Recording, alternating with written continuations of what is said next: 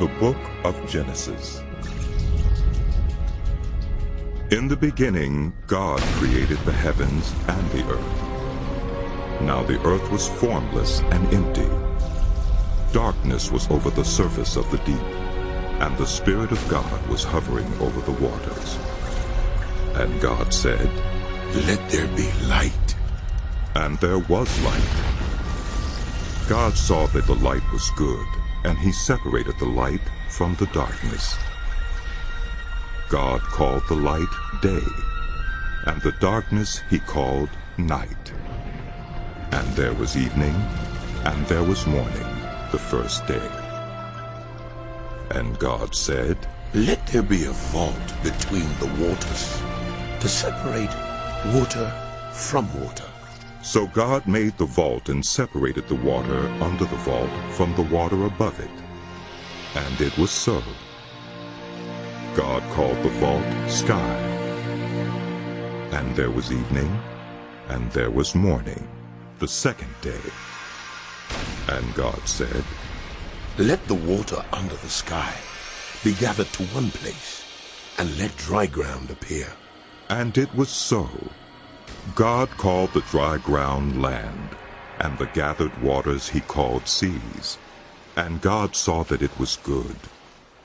Then God said, "Let the land produce vegetation, seed-bearing plants, and trees on the land that bear fruit with seed in it, according to their various kinds." And it was so.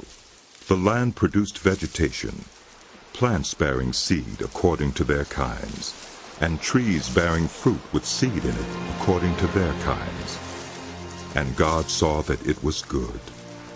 And there was evening, and there was morning, the third day. And God said, "Let there be lights in the vault of the sky to separate the day from the night, and let them serve as signs to mark seasons, and days, and years. And let them be lights in the vault of the sky to give light on the earth." And it was so. God made two great lights, the greater light to govern the day, and the lesser light to govern the night. He also made the stars. God set them in the vault of the sky to give light on the earth, to govern the day and the night, and to separate light from darkness. Yes, that's good. And God saw that it was good. And there was evening, and there was morning, the fourth day. Good. And God said, "Let the water teem with living creatures, and let birds fly above the earth across the vault of the sky." So God created the great creatures of the sea, and every living and moving thing with which the water teems, according to their kinds, and every winged bird according to its kind. And God saw that it was good. God blessed them and said, "Be fruitful, and increase in number, and fill the water in the seas, and let the birds increase on the earth." And there was evening, and there was morning, the fifth day. And God said, "Let the land produce living creatures, according to their kinds, livestock, creatures that move along the ground, and wild animals, each according to its kind." And it was so. God made the wild animals according to their kinds, the livestock according to their kinds, and all the creatures that move along the ground according to their kinds. And God saw that it was good. Then God said, "Let us make human beings in our image, in our likeness, so that they may rule over the fish in the sea, and the birds in the sky, over the livestock, and all the wild animals, and over all the creatures that move along the ground." So God created human beings in his own image. In the image of God he created them. Male and female he created them. God blessed them and said to them, "Be fruitful and increase in number. Fill the earth and subdue it. Rule over the fish in the sea, and the birds in the sky, and over every living creature that moves on the ground. Then God said, I give you every seed-bearing plant on the face of the whole earth, and every tree that has fruit with seed in it. They will be yours for food. And to all the beasts of the earth, and all the birds in the sky, and all the creatures that move on the ground, everything that has the breath of life in it, I give every green plant for food. And it was so. God saw all that he had made, and it was very good. And there was evening, and there was morning, the sixth day. Thus the heavens and the earth were completed in all their vast array. By the seventh day God had finished the work he had been doing. So on the seventh day he rested from all his work. Then God blessed the seventh day and made it holy, because on it he rested from all the work of creating that he had done. This is the account of the heavens and the earth when they were created, when the Lord God made the earth and the heavens. Now no shrub had yet appeared on the earth, and no plant had yet sprung up, for the Lord God had not sent rain on the earth, and there was no one to work the ground. But streams came up from the earth, and watered the whole surface of the ground. Then the Lord God formed a man from the dust of the ground, and breathed into his nostrils the breath of life, and the man became a living being. Now the Lord God had planted a garden in the east, in Eden, and there he put the man he had formed. The Lord God made all kinds of trees grow out of the ground, trees that were pleasing to the eye and good for food. In the middle of the garden were the tree of life, and the tree of the knowledge of good and evil. A river watering the garden flowed from Eden. From there it was separated into 4 headwaters. The name of the first is the Pishon. It winds through the entire land of Havilah, where there is gold. The gold of that land is good. Aromatic resin and onyx are also there. The name of the second river is the Gihon. It winds through the entire land of Cush. The name of the third river is the Tigris. It runs along the east side of Asher. And the fourth river is the Euphrates. The Lord God took the man and put him in the Garden of Eden, to work it and take care of it.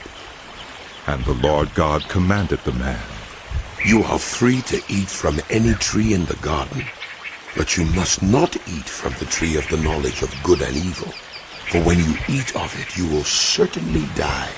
The Lord God said, It is not good for the man to be alone. I will make a helper suitable for him. Now the Lord God had formed out of the ground all the wild animals and all the birds in the sky. He brought them to the man to see what he would name them. And whatever the man called each living creature, that was its name. So the man gave names to all the livestock, the birds in the sky, and all the wild animals. But for Adam no suitable helper was found. So the Lord God caused the man to fall into a deep sleep. And while he was sleeping, he took one of the man's ribs, and then closed up the place with flesh.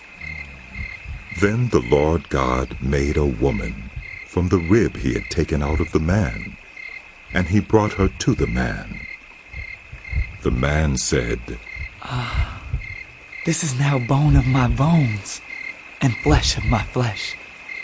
She shall be called woman, for she was taken out of man. For this reason a man will leave his father and mother and be united to his wife, and they will become one flesh. One flesh. The man and his wife were both naked, and they felt no shame. Now the serpent was more crafty than any of the wild animals the Lord God had made. He said to the woman, Did God really say, "You must not eat from any tree in the garden"? The woman said to the serpent, We may eat fruit from the trees in the garden, but God did say, "You must not eat fruit from the tree that is in the middle of the garden, and you must not touch it, or you will die." You will not certainly die, for God knows that when you eat of it, your eyes will be opened, and you will be like God, knowing good and evil. When the woman saw that the fruit of the tree was good for food and pleasing to the eye, and also desirable for gaining wisdom, she took some and ate it. She also gave some to her husband, who was with her, and he ate it. Then the eyes of both of them were opened, and they realized they were naked. So they sewed fig leaves together and made coverings for themselves. Then the man and his wife heard the sound of the Lord God as he was walking in the garden in the cool of the day. And they hid from the Lord God among the trees of the garden. But the Lord God called to the man. Where are you? He answered, I heard you were in the garden, and I was afraid because I was naked, so I hid. And he said, Who told you that you were naked? Have you eaten from the tree that I commanded you not to eat from? The man said, The woman you put here with me, she gave me some fruit from the tree, and I ate it. Then the Lord God said to the woman, What is this you have done? The woman said, The serpent deceived me, and I ate. So the Lord God said to the serpent, Because you have done this, cursed are you above all livestock and all wild animals. You will crawl on your belly, and you will eat dust all the days of your life. And I will put enmity between you and the woman, and between your offspring and hers. He will crush your head, and you will strike his heel. To the woman he said, I will make your pains in childbearing very severe.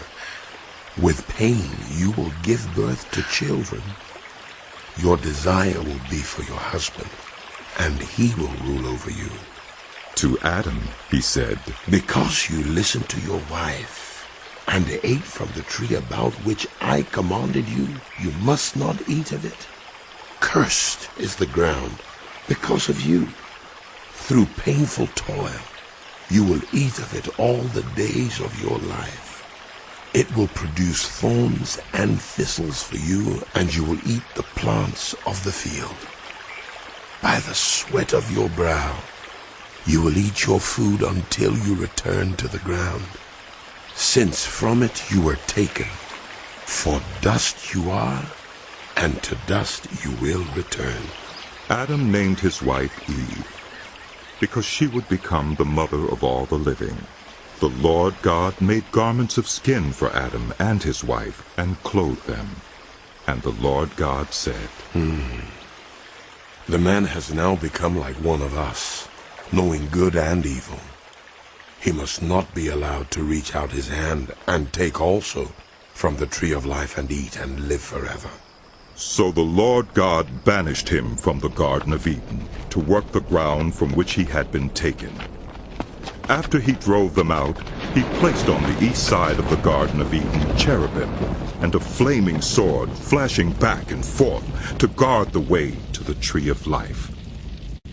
Adam made love to his wife Eve, and she became pregnant and gave birth to Cain.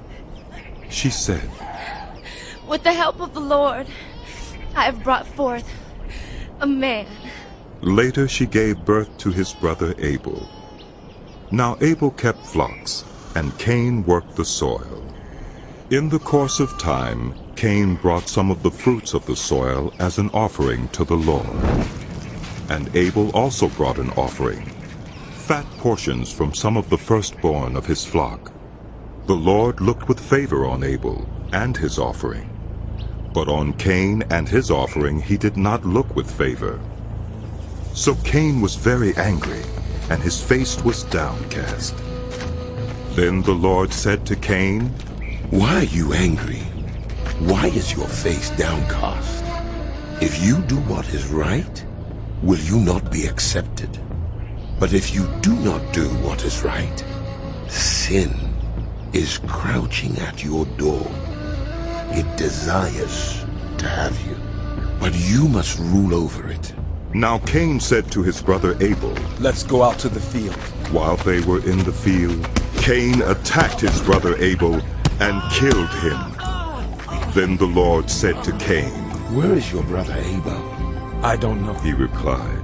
Am I my brother's keeper? The Lord said, What have you done? Listen, your brother's blood cries out to me from the ground. Now you are under a curse, and driven from the ground which opened its mouth to receive your brother's blood from your hand. When you work the ground, it will no longer yield its crops for you. You will be a restless wanderer on the earth. Cain said to the Lord, My punishment is more than I can bear. Today you are driving me from the land, and I will be hidden from your presence. I will be a restless wanderer on the earth, and whoever finds me will kill me. But the Lord said to him, Not so. Anyone who kills Cain will suffer vengeance 7 times over.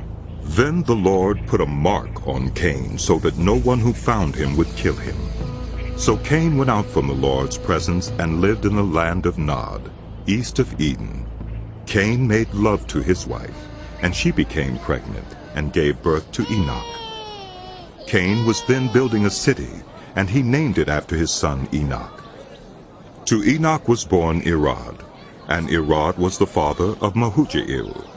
And Mehujael was the father of Methushael, and Methushael was the father of Lamech. Lamech married 2 women, one named Ada and the other Zillah. Ada gave birth to Jabal. He was the father of those who live in tents and raise livestock. His brother's name was Jubal. He was the father of all who play stringed instruments and pipes. Zillah also had a son, Tubal-Cain, who forged all kinds of tools out of bronze and iron. Tubal-Cain's sister was Naamah. Lamech said to his wives, Ada and Zillah, listen to me. Wives of Lamech, hear my words. I have killed a man for wounding me, a young man for injuring me.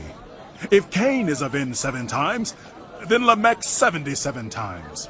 Adam made love to his wife again, and she gave birth to a son and named him Seth, saying, God has granted me another child in place of Abel, since Cain killed him. Seth also had a son, and he named him Enosh. At that time, people began to call on the name of the Lord. This is the written account of Adam's family line. When God created human beings, he made them in the likeness of God. He created them male and female, and blessed them. And when they were created, he called them human beings. When Adam had lived 130 years, he had a son in his own likeness, in his own image, and he named him Seth. After Seth was born, Adam lived 800 years and had other sons and daughters. Altogether, Adam lived a total of 930 years, and then he died. When Seth had lived 105 years, he became the father of Enosh. After he became the father of Enosh, Seth lived 807 years and had other sons and daughters. Altogether, Seth lived a total of 912 years, and then he died. When Enosh had lived 90 years, he became the father of Canaan. After he became the father of Canaan, Enosh lived 815 years and had other sons and daughters. Altogether, Enosh lived a total of 905 years, and then he died. When Canaan had lived 70 years, he became the father of Mahalaleel.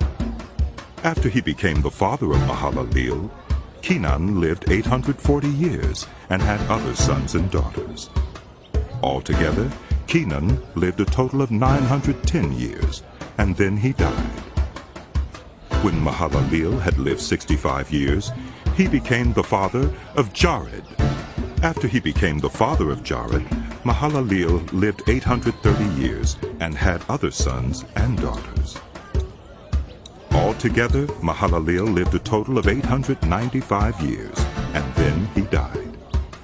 When Jared had lived 162 years, he became the father of Enoch. After he became the father of Enoch, Jared lived 800 years and had other sons and daughters.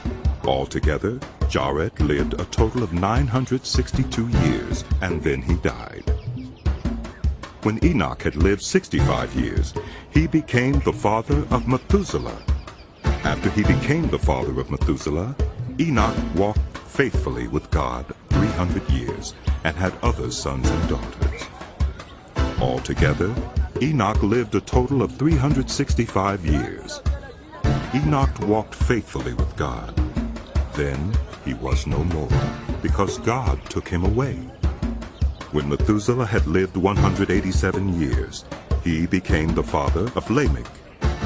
After he became the father of Lamech, Methuselah lived 782 years and had other sons and daughters. Altogether, Methuselah lived a total of 969 years, and then he died. When Lamech had lived 182 years, he had a son. He named him Noah, and said, He will comfort us in the labor and painful toil of our hands, caused by the ground the Lord has cursed. After Noah was born, Lamech lived 595 years and had other sons and daughters. Altogether, Lamech lived a total of 777 years, and then he died. After Noah was 500 years old, he became the father of Shem, Ham, and Japheth. When human beings began to increase in number on the earth and daughters were born to them, the sons of God saw that these daughters were beautiful, and they married any of them they chose. Then the Lord said, My spirit will not contend with human beings forever, for they are mortal.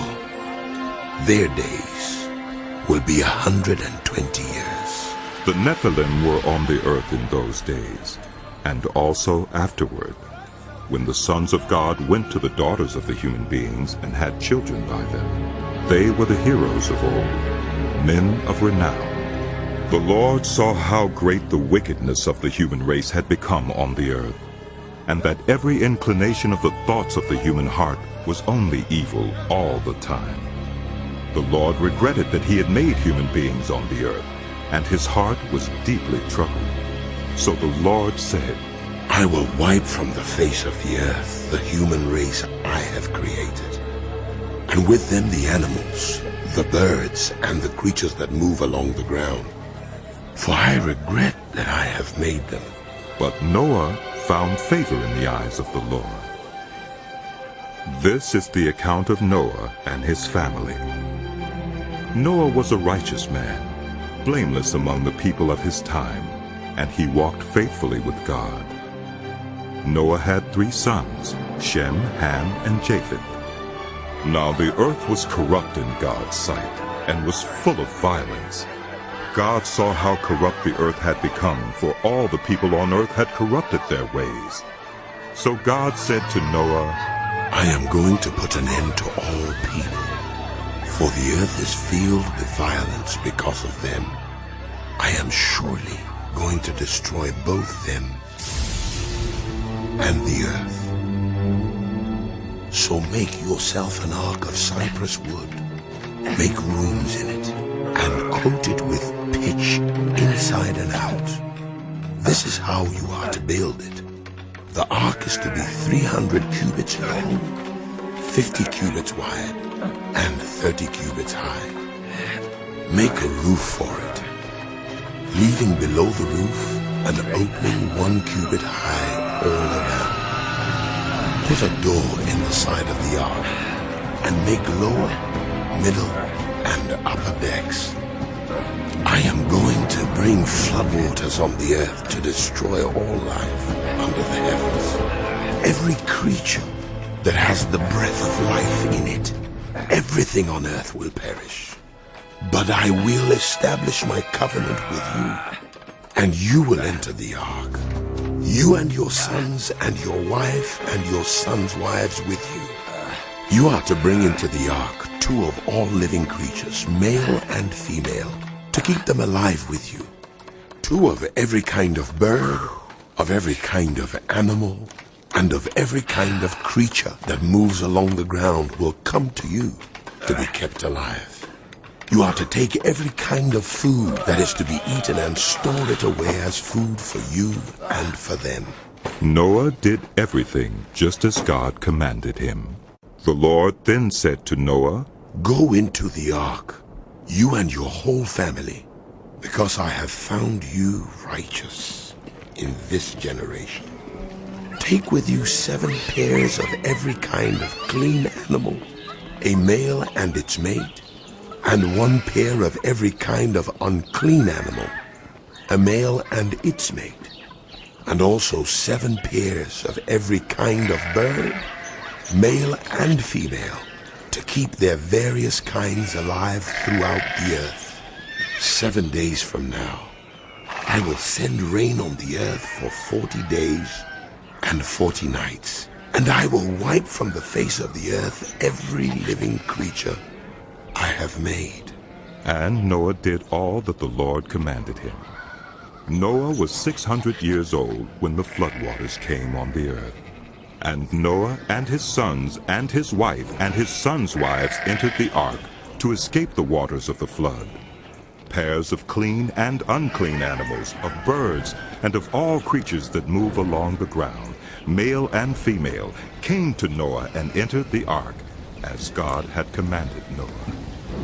And after the 7 days the floodwaters came on the earth. In the 600th year of Noah's life, on the 17th day of the 2nd month, on that day all the springs of the great deep burst forth, and the floodgates of the heavens were opened. And rain fell on the earth 40 days and 40 nights. On that very day Noah and his sons, Shem, Ham, and Japheth, together with his wife, and the wives of his 3 sons, entered the ark. They had with them every wild animal according to its kind, all livestock according to their kinds, every creature that moves along the ground according to its kind, and every bird according to its kind, everything with wings. Pairs of all creatures that have the breath of life in them came to Noah and entered the ark. The animals going in were male and female, of every living thing, as God had commanded Noah. Then the Lord shut him in. For 40 days the flood kept coming on the earth, and as the waters increased, they lifted the ark high above the earth. The waters rose and increased greatly on the earth, and the ark floated on the surface of the water. They rose greatly on the earth, and all the high mountains under the entire heavens were covered. The waters rose and covered the mountains to a depth of more than 15 cubits. Every living thing that moved on the earth perished. Birds, livestock, wild animals, all the creatures that swarm over the earth, and the entire human race. Everything on dry land that had the breath of life in its nostrils died. Every living thing on the face of the earth was wiped out. Just look at all the rain. Human beings and animals and the creatures that move along the ground and the birds were wiped from the earth. Only Noah was left, and those with him in the ark. The waters flooded the earth for 150 days. But God remembered Noah and all the wild animals and the livestock that were with him in the ark. And he sent a wind over the earth, and the waters receded. Now the springs of the deep and the floodgates of the heavens had been closed, and the rain had stopped falling from the sky. The water receded steadily from the earth. At the end of the 150 days, the water had gone down, and on the 17th day of the 7th month, the ark came to rest on the mountains of Ararat. The waters continued to recede until the 10th month, and on the first day of the 10th month, the tops of the mountains became visible. After 40 days, Noah opened a window he had made in the ark and sent out a raven, and it kept flying back and forth until the water had dried up from the earth. Then he sent out a dove to see if the water had receded from the surface of the ground. But the dove could find nowhere to perch, because there was water over all the surface of the earth. So it returned to Noah in the ark. He reached out his hand and took the dove, and brought it back to himself in the ark. He waited 7 more days, and again sent out the dove from the ark. When the dove returned to him in the evening, there in its beak was a freshly plucked olive leaf. Then Noah knew that the water had receded from the earth. He waited 7 more days, and sent the dove out again, but this time it did not return to him. By the first day of the 1st month of Noah's 601st year, the water had dried up from the earth. Noah then removed the covering from the ark, and saw that the surface of the ground was dry. By the 27th day of the 2nd month, the earth was completely dry. Then God said to Noah, "Come out of the ark, you and your wife and your sons and their wives. Bring out every kind of living creature that is with you, the birds, the animals, and all the creatures that move along the ground, so they can multiply on the earth and be fruitful and increase in number on it." So Noah came out, together with his sons and his wife and his sons' wives, all the animals and all the creatures that move along the ground, and all the birds, everything that moves on the earth, came out of the ark, one kind after another. Then Noah built an altar to the Lord, and taking some of all the clean animals and clean birds, he sacrificed burnt offerings on it. The Lord smelled the pleasing aroma, and said in his heart, "Never again will I curse the ground because of human beings, even though every inclination of the human heart is evil from childhood. And never again will I destroy all living creatures as I have done, as long as the earth endures, seed time and harvest, cold and heat, summer and winter, day and night will never cease." Then God blessed Noah and his sons, saying to them, "Be fruitful and increase in number, and fill the earth. The fear and dread of you will fall on all the beasts of the earth and all the birds in the sky, on every creature that moves along the ground, and on all the fish in the sea. They are given into your hands. Everything that lives and moves will be food for you. Just as I gave you the green plants, I now give you everything. But you must not eat meat that has its lifeblood still in it. And for your lifeblood, I will surely demand an accounting. I will demand an accounting from every animal, and from each human being too. I will demand an accounting for the life of another human being. Whoever sheds human blood, by human beings shall their blood be shed. For in the image of God has God made humankind. As for you, be fruitful and increase in number, multiply on the earth and increase upon it." Then God said to Noah and to his sons with him, "I now establish my covenant with you, and with your descendants after you, and with every living creature that was with you, the birds, the livestock, and all the wild animals, all those that came out of the ark with you, every living creature on earth. I establish my covenant with you. Never again will all life be destroyed by the waters of a flood. Never again will there be a flood to destroy the earth."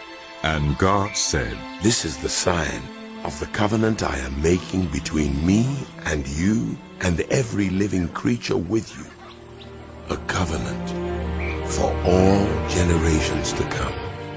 I have set my rainbow in the clouds, and it will be the sign of the covenant between me and the earth. Whenever I bring clouds over the earth and the rainbow appears in the clouds, I will remember my covenant between me and you and all living creatures of every kind. Never again will the waters become a flood to destroy all life.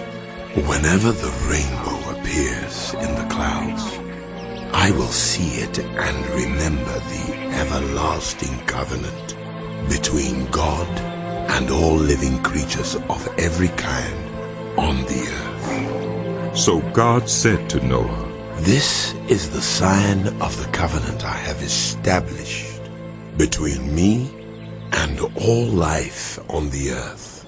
The sons of Noah who came out of the ark were Shem, Ham, and Japheth. Ham was the father of Canaan. These were the 3 sons of Noah, and from them came the people who were scattered over the whole earth. Noah, a man of the soil, proceeded to plant a vineyard. When he drank some of its wine, he became drunk and lay uncovered inside his tent. Ham, the father of Canaan, saw his father's nakedness and told his 2 brothers outside. But Shem and Japheth took a garment and laid it across their shoulders. Then they walked in backward and covered their father's nakedness. Their faces were turned the other way so that they would not see their father's nakedness. When Noah awoke from his wine and found out what his youngest son had done to him, he said, Cursed be Canaan. The lowest of slaves will he be to his brothers. He also said, Praise be to the Lord, the God of Shem. May Canaan be the slave of Shem. May God extend Japheth's territory. May Japheth live in the tents of Shem, and may Canaan be the slave of Japheth. After the flood, Noah lived 350 years. Noah lived a total of 950 years, and then he died. This is the account of Shem, Ham, and Japheth, Noah's sons, who themselves had sons after the flood. The sons of Japheth, Gomer, Magog, Madai, Javan, Tubal, Meshech, and Tyrus. The sons of Gomer, Ashkenaz, Riphath, and Togarmah. The sons of Javan, Elisha, Tarshish, the Kittites, and the Rodanites. From these the maritime peoples spread out into their territories by their clans within their nations, each with its own language.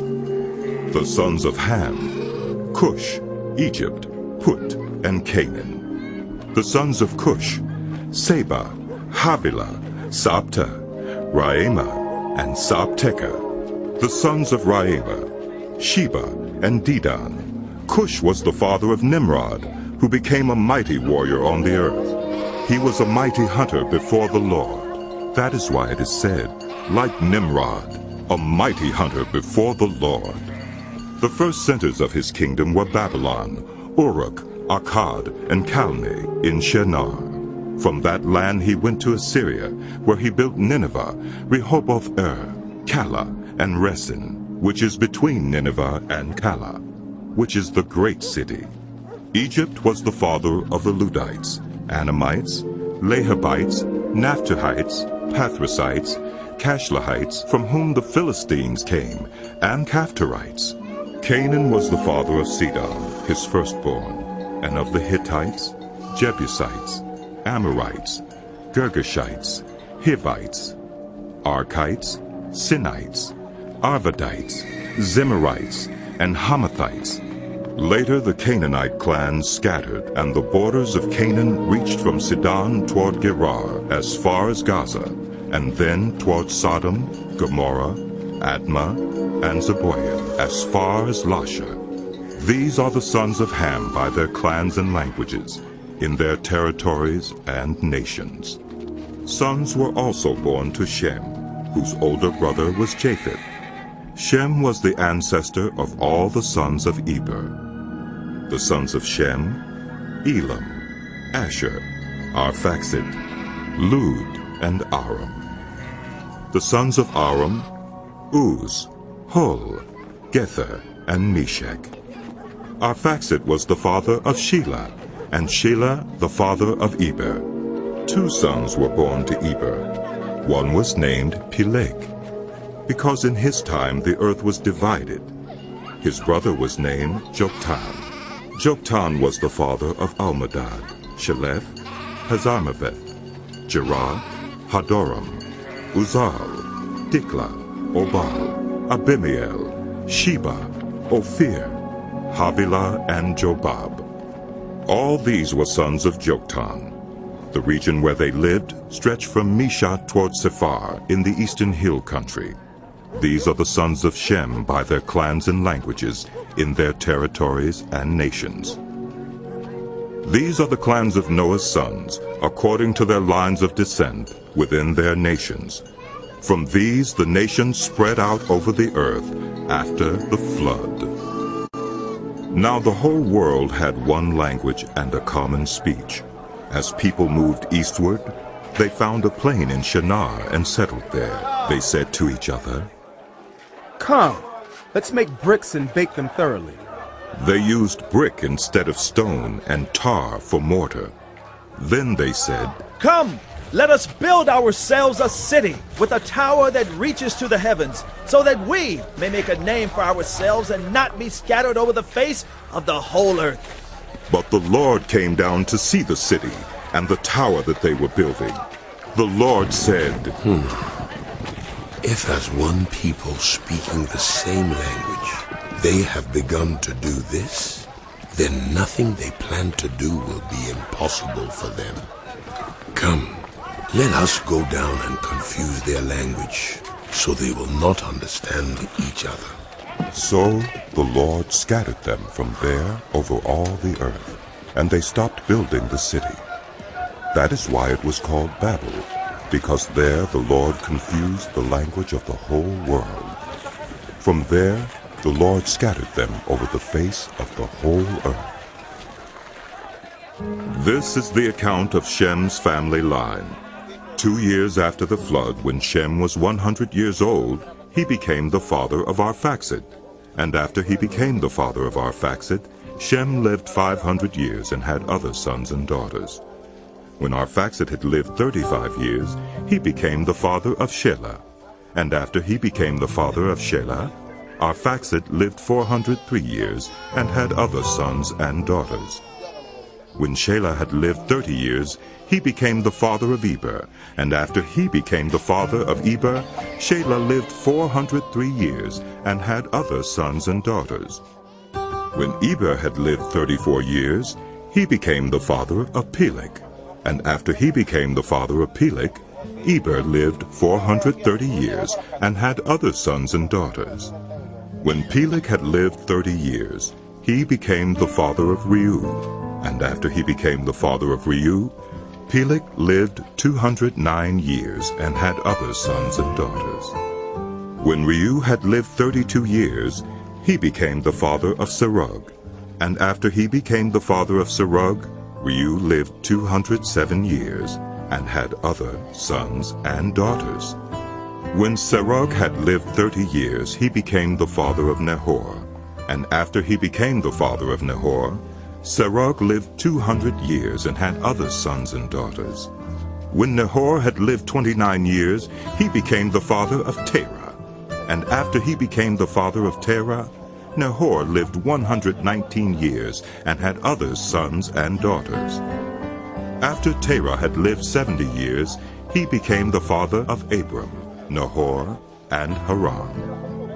This is the account of Terah's family line.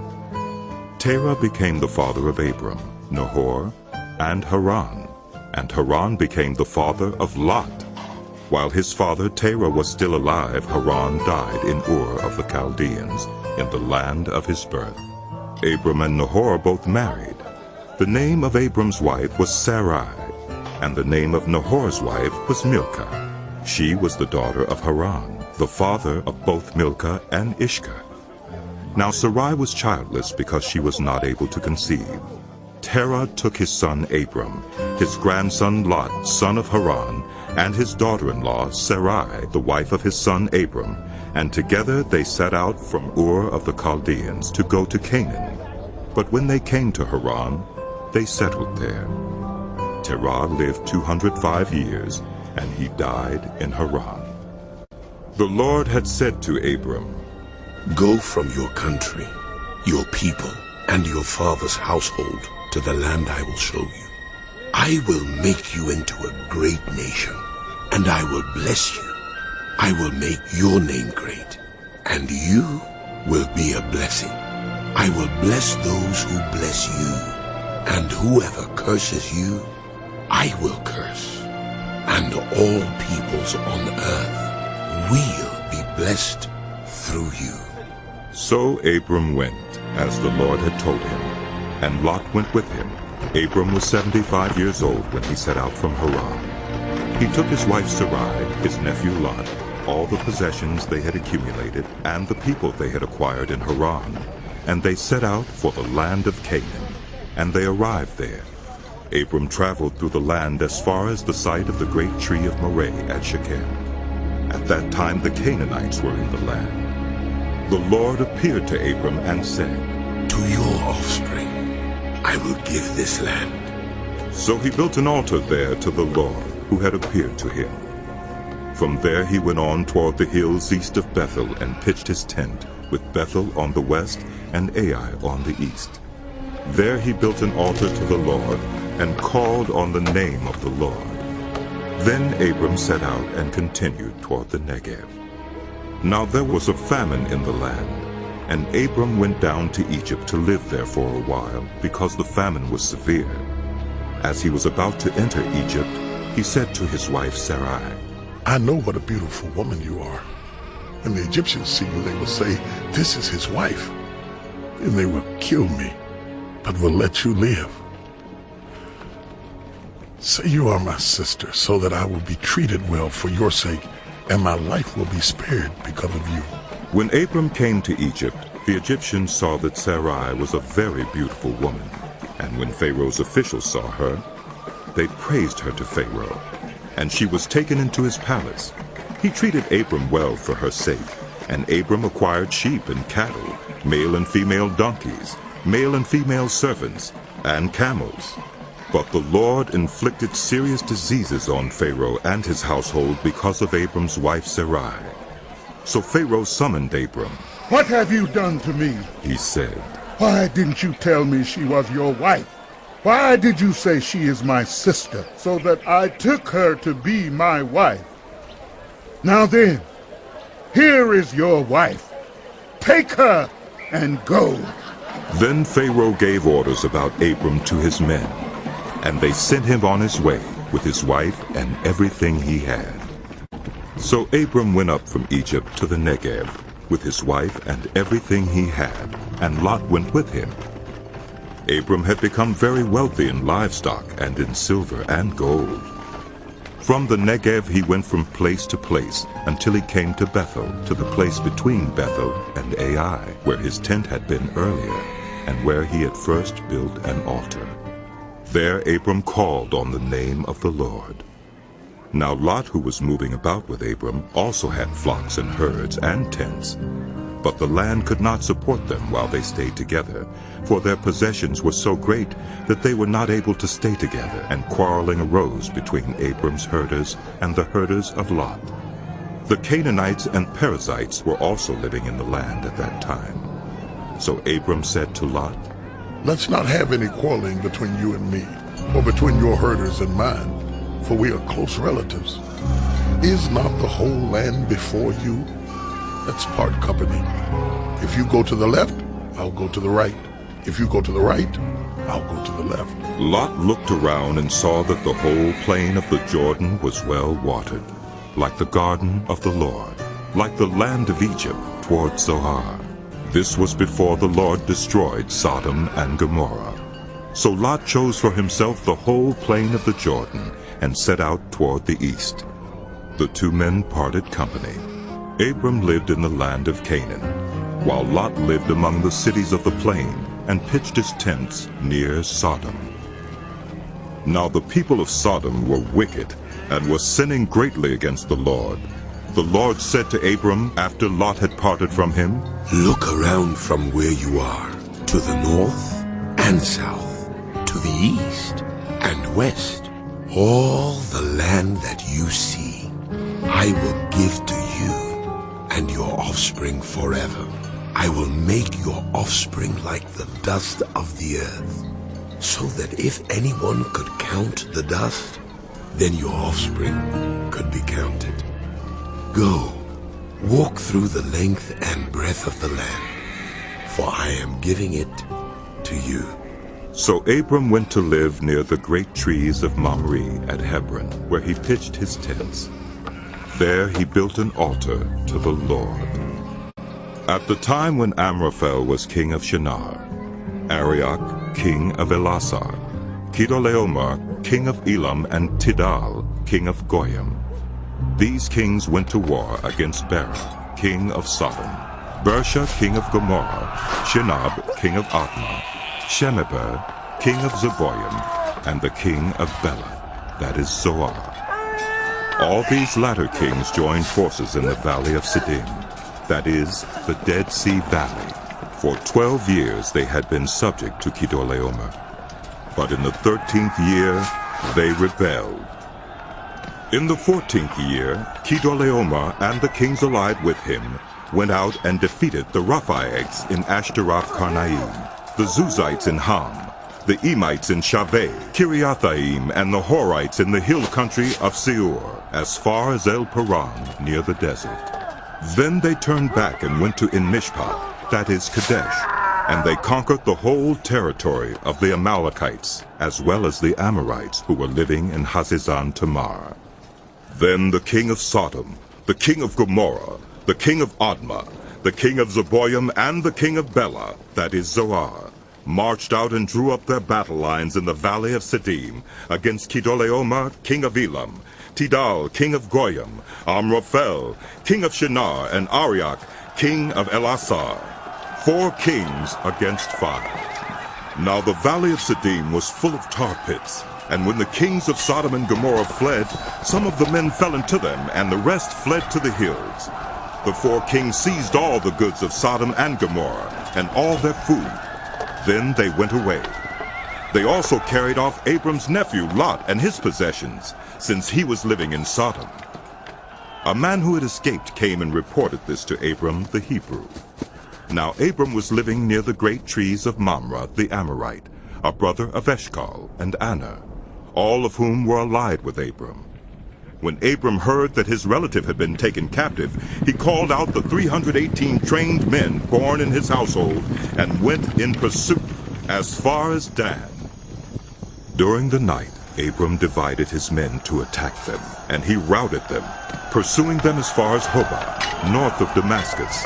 He recovered all the goods and brought back his relative Lot and his possessions, together with the women and the other people. After Abram returned from defeating Chedorlaomer and the kings allied with him, the king of Sodom came out to meet him in the valley of Shaveh, that is, the king's valley.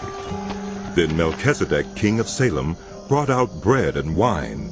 He was priest of God Most High, and he blessed Abram, saying, Blessed be Abram by God Most High, creator of heaven and earth, and praise be to God Most High, who delivered your enemies into your hand. Then Abram gave him 1/10 of everything. The king of Sodom said to Abram, Give me the people, and keep the goods for yourself. But Abram said to the king of Sodom, With raised hand I have sworn an oath to the Lord, God Most High, creator of heaven and earth, that I will accept nothing belonging to you, not even a thread or the thong of a sandal, so that you will never be able to say, I made Abram rich. I will accept nothing but what my men have eaten, and the share that belongs to the men who went with me. To Aner, Eshcol, and Mamre, let them have their share. After this, the word of the Lord came to Abram in a vision. Do not be afraid, Abram. I am your shield. your very great reward. But Abram said, Sovereign Lord, what can you give me since I remain childless, and the one who will inherit my estate is Eliezer of Damascus? And Abram said, You have given me no children, so a servant in my household will be my heir. Then the word of the Lord came to him. This man will not be your heir, but a son coming from your own body will be your heir. He took him outside and said, Look up at the heavens and count the stars, if indeed you can count them. Then he said to him, So shall your offspring be. Abram believed the Lord, and he credited it to him as righteousness. He also said to him, I am the Lord who brought you out of Ur of the Chaldeans to give you this land to take possession of it. But Abram said, Sovereign Lord, how can I know that I will gain possession of it? So the Lord said to him, Bring me a heifer, a goat, and a ram, each 3 years old, along with a dove and a young pigeon. Abram brought all these to him, cut them in two, and arranged the halves opposite each other. The birds, however, he did not cut in half. Then birds of prey came down on the carcasses, but Abram drove them away. As the sun was setting, Abram fell into a deep sleep, and a thick and dreadful darkness came over him. Then the Lord said to him, Know for certain that for 400 years your descendants will be strangers in a country not their own, and that they will be enslaved and mistreated there. But I will punish the nation they serve as slaves, and afterward they will come out with great possessions. You, however, will go to your ancestors in peace and be buried at a good old age. In the 4th generation, your descendants will come back here, for the sin of the Amorites has not yet reached its full measure. When the sun had set and darkness had fallen, a smoking firepot with a blazing torch appeared and passed between the pieces. On that day, the Lord made a covenant with Abram and said, To your descendants I give this land, from the Wadi of Egypt to the great river the Euphrates, the land of the Kenites, Kenizzites, Cadmonites, Hittites, Perizzites, Rephaites, Amorites, Canaanites, Girgashites, and Jebusites. Now Sarai, Abram's wife, had borne him no children, but she had an Egyptian servant named Hagar. So she said to Abram, The Lord has kept me from having children. Go sleep with my servant. Perhaps I can build a family through her. Abram agreed to what Sarai said. So after Abram had been living in Canaan 10 years, Sarai, his wife, took her Egyptian servant Hagar and gave her to her husband to be his wife. He slept with Hagar, and she conceived. When she knew she was pregnant, she began to despise her mistress. Then Sarai said to Abram, You are responsible for the wrong I'm suffering. I put my servant in your arms, and now that she knows she is pregnant, she despises me. May the Lord judge between you and me.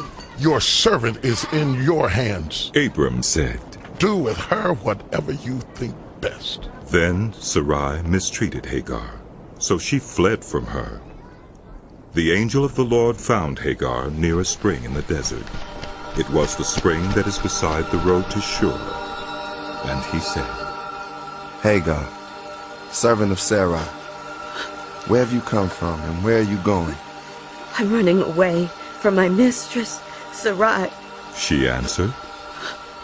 Then the angel of the Lord told her, Go back to your mistress and submit to her. The angel added, I will increase your descendants so much that they will be too numerous to count.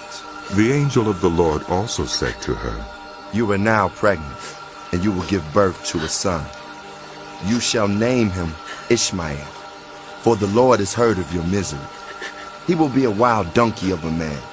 His hand will be against everyone, and everyone's hand against him, and he will live in hostility toward all his brothers. She gave this name to the Lord who spoke to her.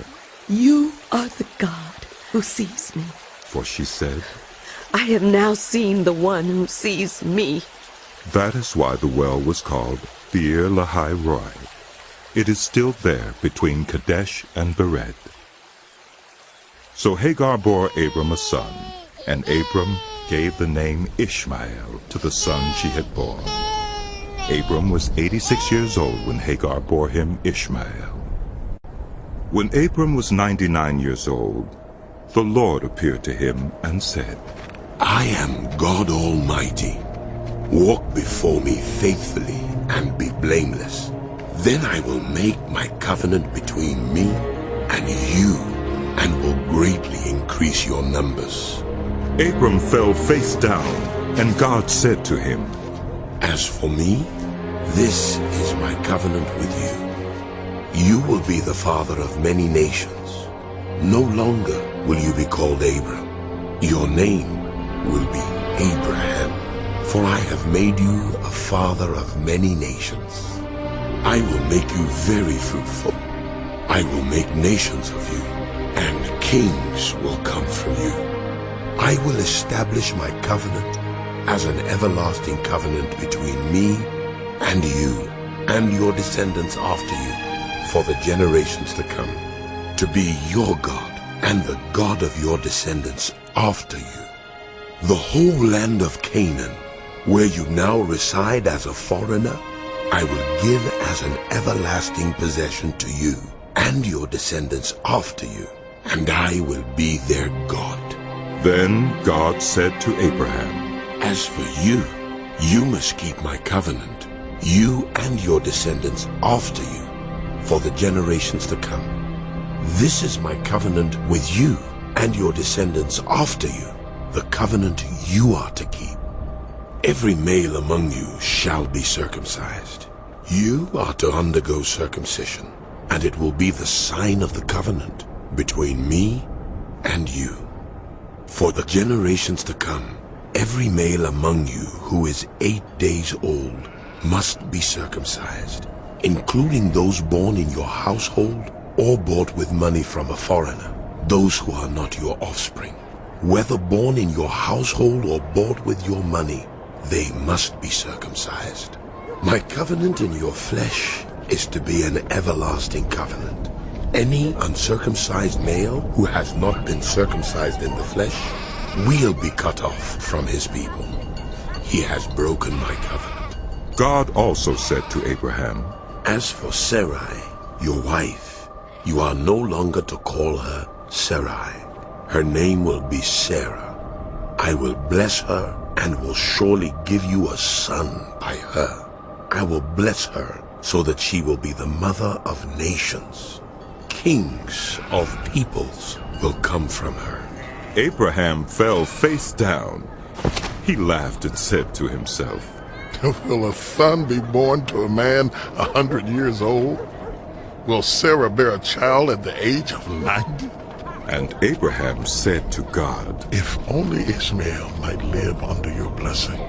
Then God said, Yes, but your wife Sarah will bear you a son, and you will call him Isaac.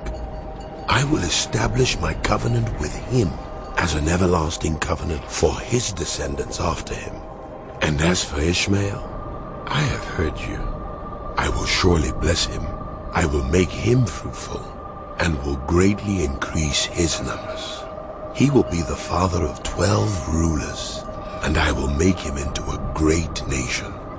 But my covenant I will establish with Isaac, whom Sarah will bear to you by this time next year. When he had finished speaking with Abraham, God went up from him. On that very day Abraham took his son Ishmael, and all those born in his household or bought with his money, every male in his household, and circumcised them, as God told him. Abraham was 99 years old when he was circumcised, and his son Ishmael was 13. Abraham and his son Ishmael were both circumcised on that same day. and every male in Abraham's household, including those born in his household or bought from a foreigner, was circumcised with him. The Lord appeared to Abraham near the great trees of Mamre, while he was sitting at the entrance to his tent in the heat of the day. Abraham looked up and saw 3 men standing nearby.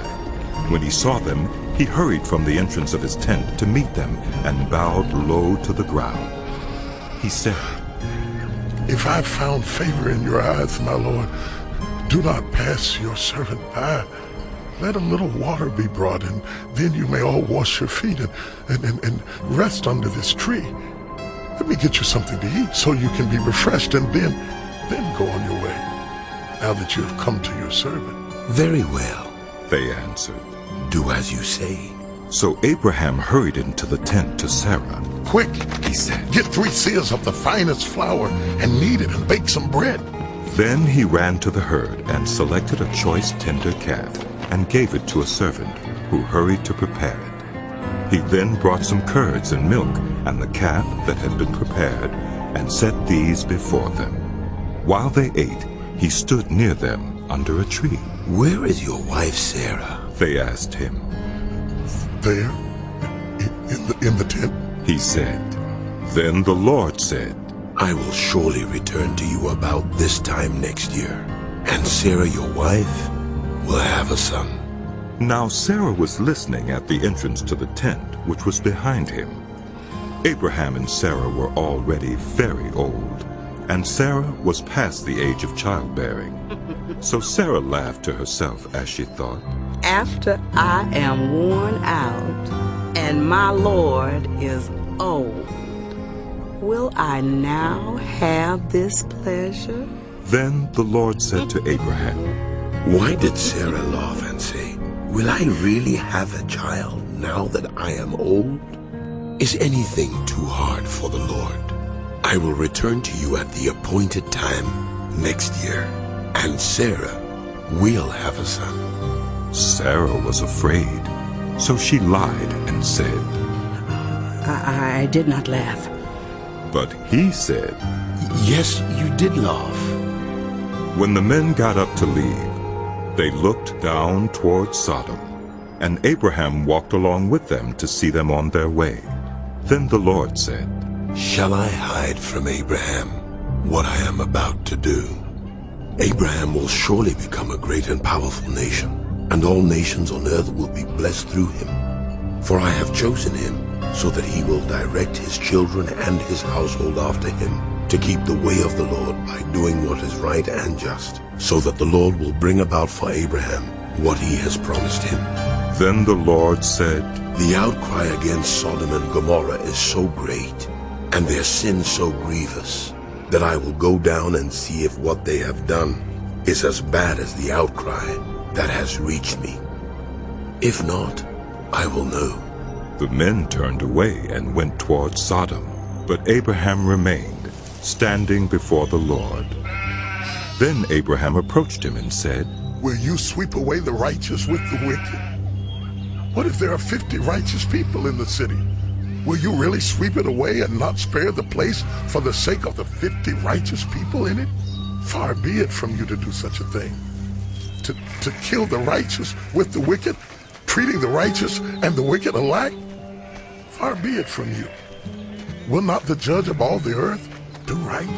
The Lord said, "If I find 50 righteous people in the city of Sodom, I will spare the whole place for their sake." Then Abraham spoke up again. "Now that I've been so bold as to speak to the Lord, though I'm nothing but dust and ashes, what if the number of the righteous is 5 less than 50? Will you destroy the whole city for lack of 5 people?" "If I find 45 there," he said, "I will not destroy it." Once again he spoke to him. "What if only 40 are found there?" He said, "For the sake of 40, I will not do it." Then he said, "May the Lord not be angry, but let me speak. What if only 30 can be found there?" He answered, "I will not do it if I find 30 there." Abraham said, "Now that I've been so bold as to speak to the Lord, What if only 20 can be found there? He said, For the sake of 20, I will not destroy it. Then he said, May the Lord not be angry, but let me speak just once more. What if only 10 can be found there? He answered, For the sake of 10, I will not destroy it. When the Lord had finished speaking with Abraham, he left, and Abraham returned home. The 2 angels arrived at Sodom in the evening, and Lot was sitting in the gateway of the city. When he saw them, he got up to meet them and bowed down with his face to the ground. My lords, he said, please, turn aside to your servant's house. You can wash your feet and spend the night and then go on your way early in the morning. No, they answered. We will spend the night in the square. But he insisted so strongly that they did go with him and entered his house. He prepared a meal for them, baking bread without yeast, and they ate. Before they had gone to bed, all the men from every part of the city of Sodom, both young and old, surrounded the house. They called to Lot, Where are the men who came to you tonight? Bring them out to us, so that we can have sex with them. Lot went outside to meet them and shut the door behind him and said, No, my friends, don't do this wicked thing. Look, I have 2 daughters who have never slept with a man. Let me bring them out to you, and you can do what you like with them, but don't do anything to these men, for they have come under the protection of my roof. Get out of our way! They replied. This fellow came here as a foreigner, and now he wants to play the judge? We'll treat you worse than them. They kept bringing pressure on Lot and moved forward to break down the door. But the men inside reached out and pulled Lot back into the house and shut the door. Then they struck the men who were at the door of the house, young and old, with blindness, so that they could not find the door. The 2 men said to Lot, Do you have anyone else here? Sons-in-laws, sons or daughters, or anyone else in the city who belongs to you? Get them out of here, because we are going to destroy this place. The outcry to the Lord against his people is so great that he has sent us to destroy it. So Lot went out and spoke to his sons-in-law, who were pledged to marry his daughters. He said, Hurry and get out of this place, because the Lord is about to destroy the city. But his sons-in-law thought he was joking. With the coming of dawn, the angels urged Lot, saying, Hurry, take your wife and your 2 daughters who are here, or you will be swept away when the city is punished. When he hesitated, the men grasped his hand and the hands of his wife and of his 2 daughters and led them safely out of the city, for the Lord was merciful to them. As soon as they had brought them out, one of them said, Flee for your lives. Don't look back and don't stop anywhere in the plain. Flee to the mountains or you will be swept away. But Lot said to them, No, my lords, please. Your servant has found favor in your eyes, and you have shown great kindness to me in sparing my life. But I can't flee to the mountains. This disaster will overtake me and I'll die.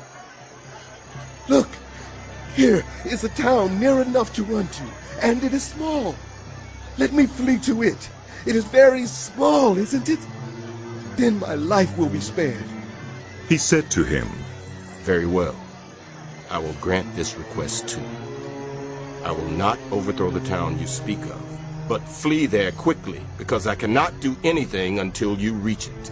That is why the town was called Zoar.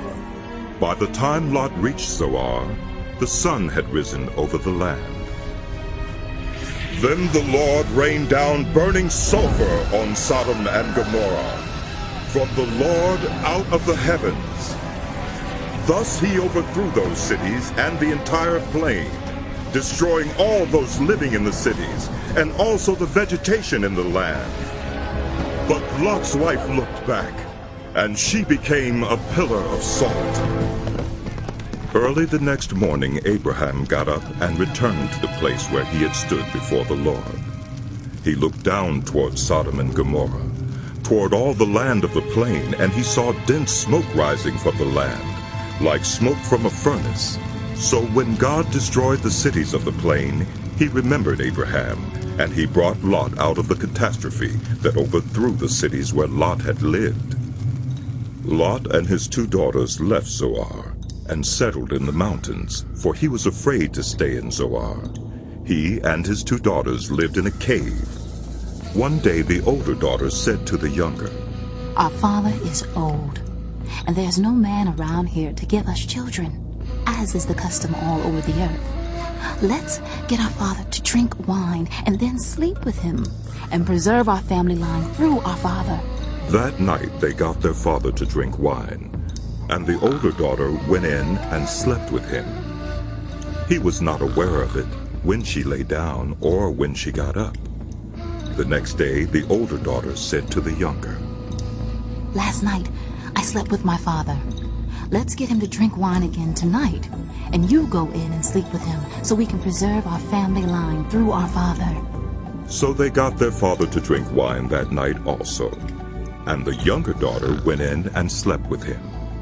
Again he was not aware of it when she lay down or when she got up. So both of Lot's daughters became pregnant by their father. The older daughter had a son, and she named him Moab. He is the father of the Moabites of today. The younger daughter also had a son, and she named him Ben-Ami.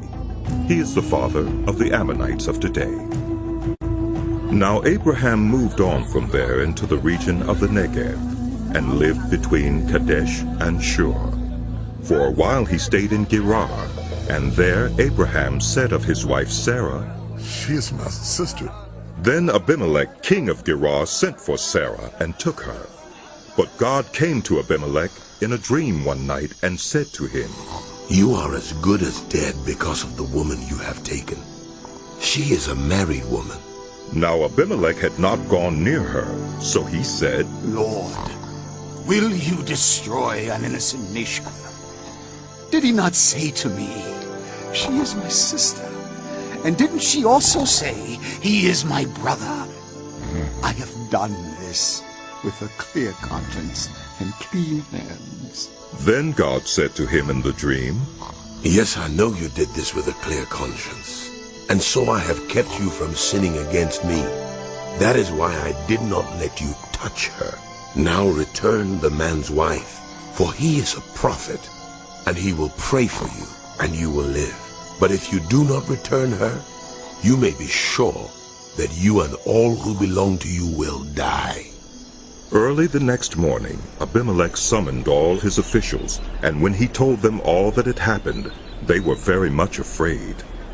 Then Abimelech called Abraham in and said, "What have you done to us? How have I wronged you that you have brought such great guilt upon me and my kingdom? You have done things to me that should never be done." And Abimelech asked Abraham, "What was your reason for doing this?" Abraham replied, "I said to myself, there is surely no fear of God in this place, and they will kill me because of my wife. Besides, she really is my sister, the daughter of my father, though not of my mother, and she became my wife. And when God had me wander from my father's household, I said to her, 'This is how you can show your love to me. Everywhere we go, say of me, he is my brother.'" Then Abimelech brought sheep and cattle, and male and female slaves, and gave them to Abraham. And he returned Sarah his wife to him. And Abimelech said, "My land is before you. Live wherever you like." To Sarah he said, "I'm giving your brother 1,000 shekels of silver. This is to cover the offense against you before all who are with you. You are completely vindicated." Then Abraham prayed to God, and God healed Abimelech, his wife, and his female slaves, so they could have children again. For the Lord had kept all the women in Abimelech's household from conceiving because of Abraham's wife Sarah. Now the Lord was gracious to Sarah as he had said, and the Lord did for Sarah what he had promised. Sarah became pregnant and bore a son to Abraham in his old age, at the very time God had promised him. Abraham gave the name Isaac to the son Sarah bore him. When his son Isaac was 8 days old, Abraham circumcised him as God commanded him. Abraham was 100 years old when his son Isaac was born to him. Sarah said, God has brought me laughter, and everyone who hears about this will laugh with me. Who would have said to Abraham that Sarah would nurse children? Yet I have borne him a son in his old age.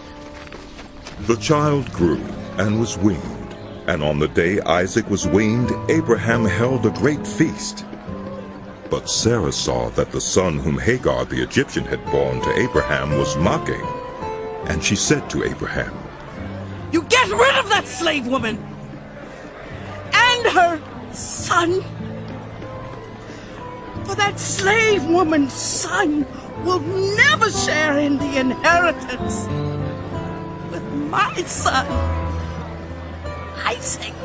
The matter distressed Abraham greatly because it concerned his son. But God said to him, Do not be so distressed about the boy and your servant. Listen to whatever Sarah tells you, because it is through Isaac that your offspring will be reckoned. I will make the son of the servant into a nation also, because he is your offspring. Early the next morning, Abraham took some food and a skin of water and gave them to Hagar. He set them on her shoulders and then sent her off with the boy. She went on her way and wandered in the desert of Beersheba. When the water in the skin was gone, she put the boy under one of the bushes. Then she went off and sat down about a bowshot away, for she thought, I cannot watch the boy die.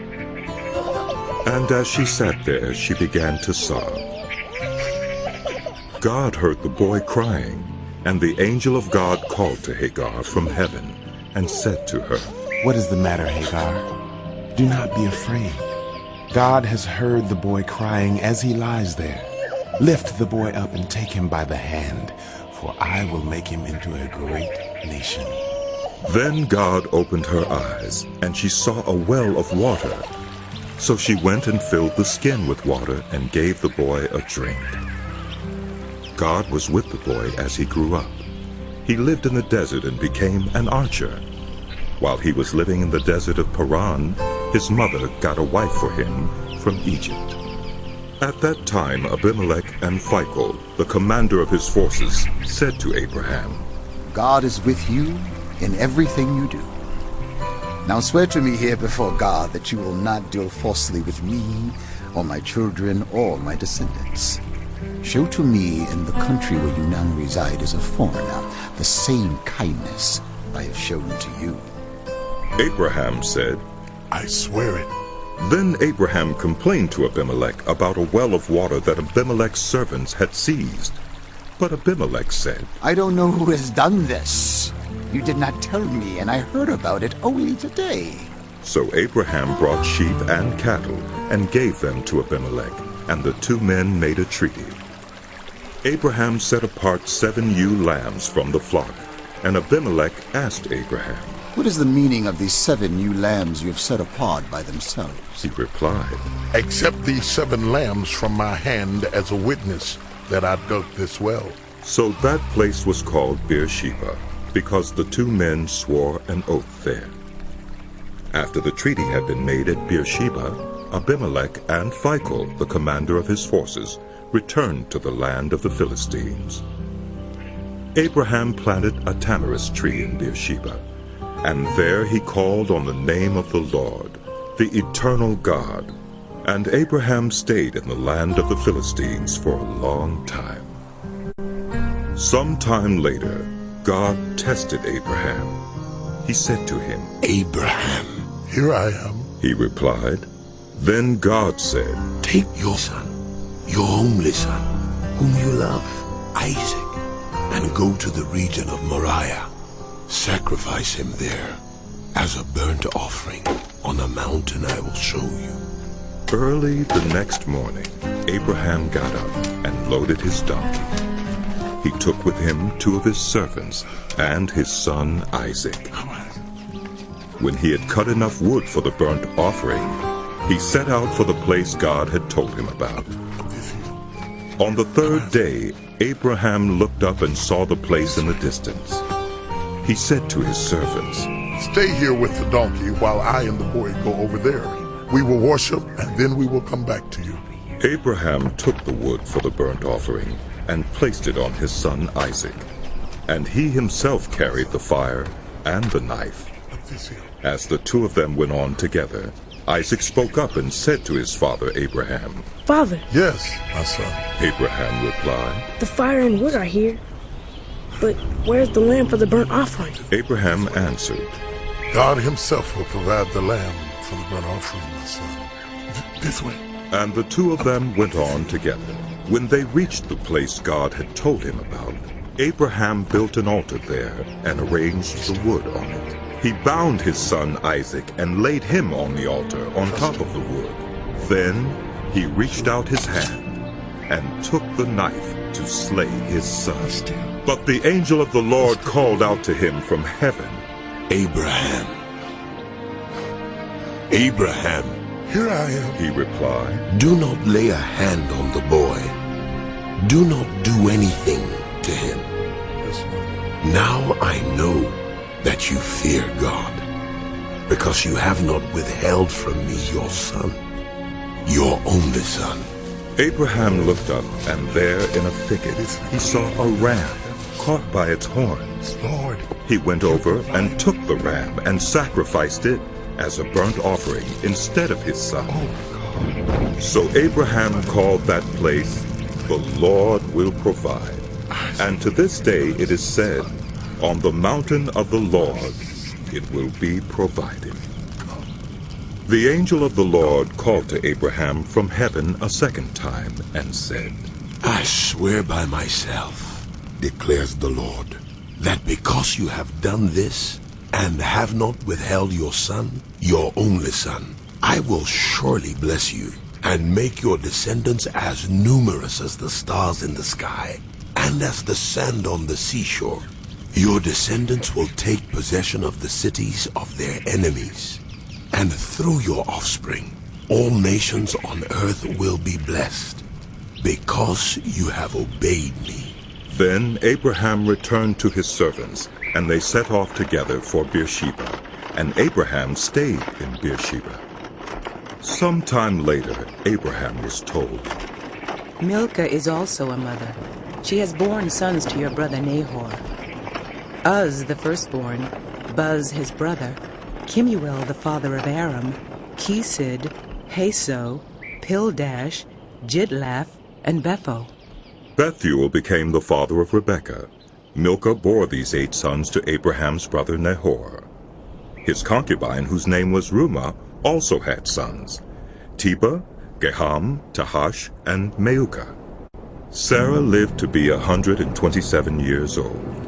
She died at Kiriath Arba, that is Hebron, in the land of Canaan. And Abraham went to mourn for Sarah and to weep over her. Then Abraham rose from beside his dead wife and spoke to the Hittites. He said, "I am a foreigner and a stranger among you. Sell me some property for a burial site here, so I can bury my dead." The Hittites replied to Abraham, "Sir, listen to us. You are a mighty prince among us. Bury your dead in the choicest of our tombs. None of us will refuse you his tomb for burying your dead." Then Abraham rose and bowed down before the people of the land, the Hittites. He said to them, "If you are willing to let me bury my dead, then listen to me, and intercede with Ephron, son of Zohar, on my behalf. So he will sell me the cave of Machpelah, which belongs to him and is at the end of his field. Ask him to sell it to me for the full price as a burial site among you." Ephron the Hittite was sitting among his people, and he replied to Abraham in the hearing of all the Hittites who had come to the gate of his city. "No, my lord," he said. "Listen to me. I give you the field, and I give you the cave that is in it. I give it to you in the presence of my people. Bury your dead." Again Abraham bowed down before the people of the land, and he said to Ephron in their hearing, Listen to me, if you will. I will pay the price of the field. Accept it from me so I can bury my dead there. Ephron answered Abraham, Listen to me, my lord. The land is worth 400 shekels of silver, but what is that between me and you? Bury your dead. Abraham agreed to Ephron's terms and weighed out for him the price he had named in the hearing of the Hittites, 400 shekels of silver, according to the weight current among the merchants. So Ephron's field in Machpelah, near Mamre, both the field and the cave in it, and all the trees within the borders of the field, was deeded to Abraham as his property in the presence of all the Hittites who had come to the gate of the city. Afterward, Abraham buried his wife Sarah in the cave in the field of Machpelah near Mamre, which is at Hebron in the land of Canaan. So the field and the cave in it were deeded to Abraham by the Hittites as a burial site. Abraham was now very old, and the Lord had blessed him in every way. He said to the senior servant in his household, the one in charge of all that he had, Put your hand under my thigh. I want you to swear by the Lord, the God of heaven and the God of earth, that you will not get a wife for my son from the daughters of the Canaanites, among whom I am living, but will go to my country and my own relatives and get a wife for my son Isaac. The servant asked him, What if the woman is unwilling to come back with me to this land? Shall I then take your son back to the country you came from? Make sure that you do not take my son back there. Abraham said, The Lord, the God of heaven, who brought me out of my father's household and my native land, and who spoke to me and promised me on oath, saying, To your offspring I will give this land. He will send his angel before you, so that you can get a wife for my son from there. If the woman is unwilling to come back with you, then you will be released from this oath of mine. Only do not take my son back there. So the servant put his hand under the thigh of his master Abraham, and swore an oath to him concerning this matter. Then the servant left, taking with him 10 of his master's camels, loaded with all kinds of good things from his master. He set out for Aram Naharaim, and made his way to the town of Nahor. He had the camels kneel down near the well outside the town. It was toward evening, the time the women go out to draw water. Then he prayed, Lord, God of my master Abraham, make me successful today, and show kindness to my master Abraham. See, I am standing beside this spring, and the daughters of the townspeople are coming out to draw water. May it be that when I say to a girl, Please let down your jar that I may have a drink, and she says, Drink, and I'll water your camels too, let her be the one you have chosen for your servant Isaac. By this I will know that you have shown kindness to my master. Before he had finished praying, Rebekah came out with her jar on her shoulder. She was the daughter of Bethuel, son of Milcah, who was the wife of Abraham's brother Nahor.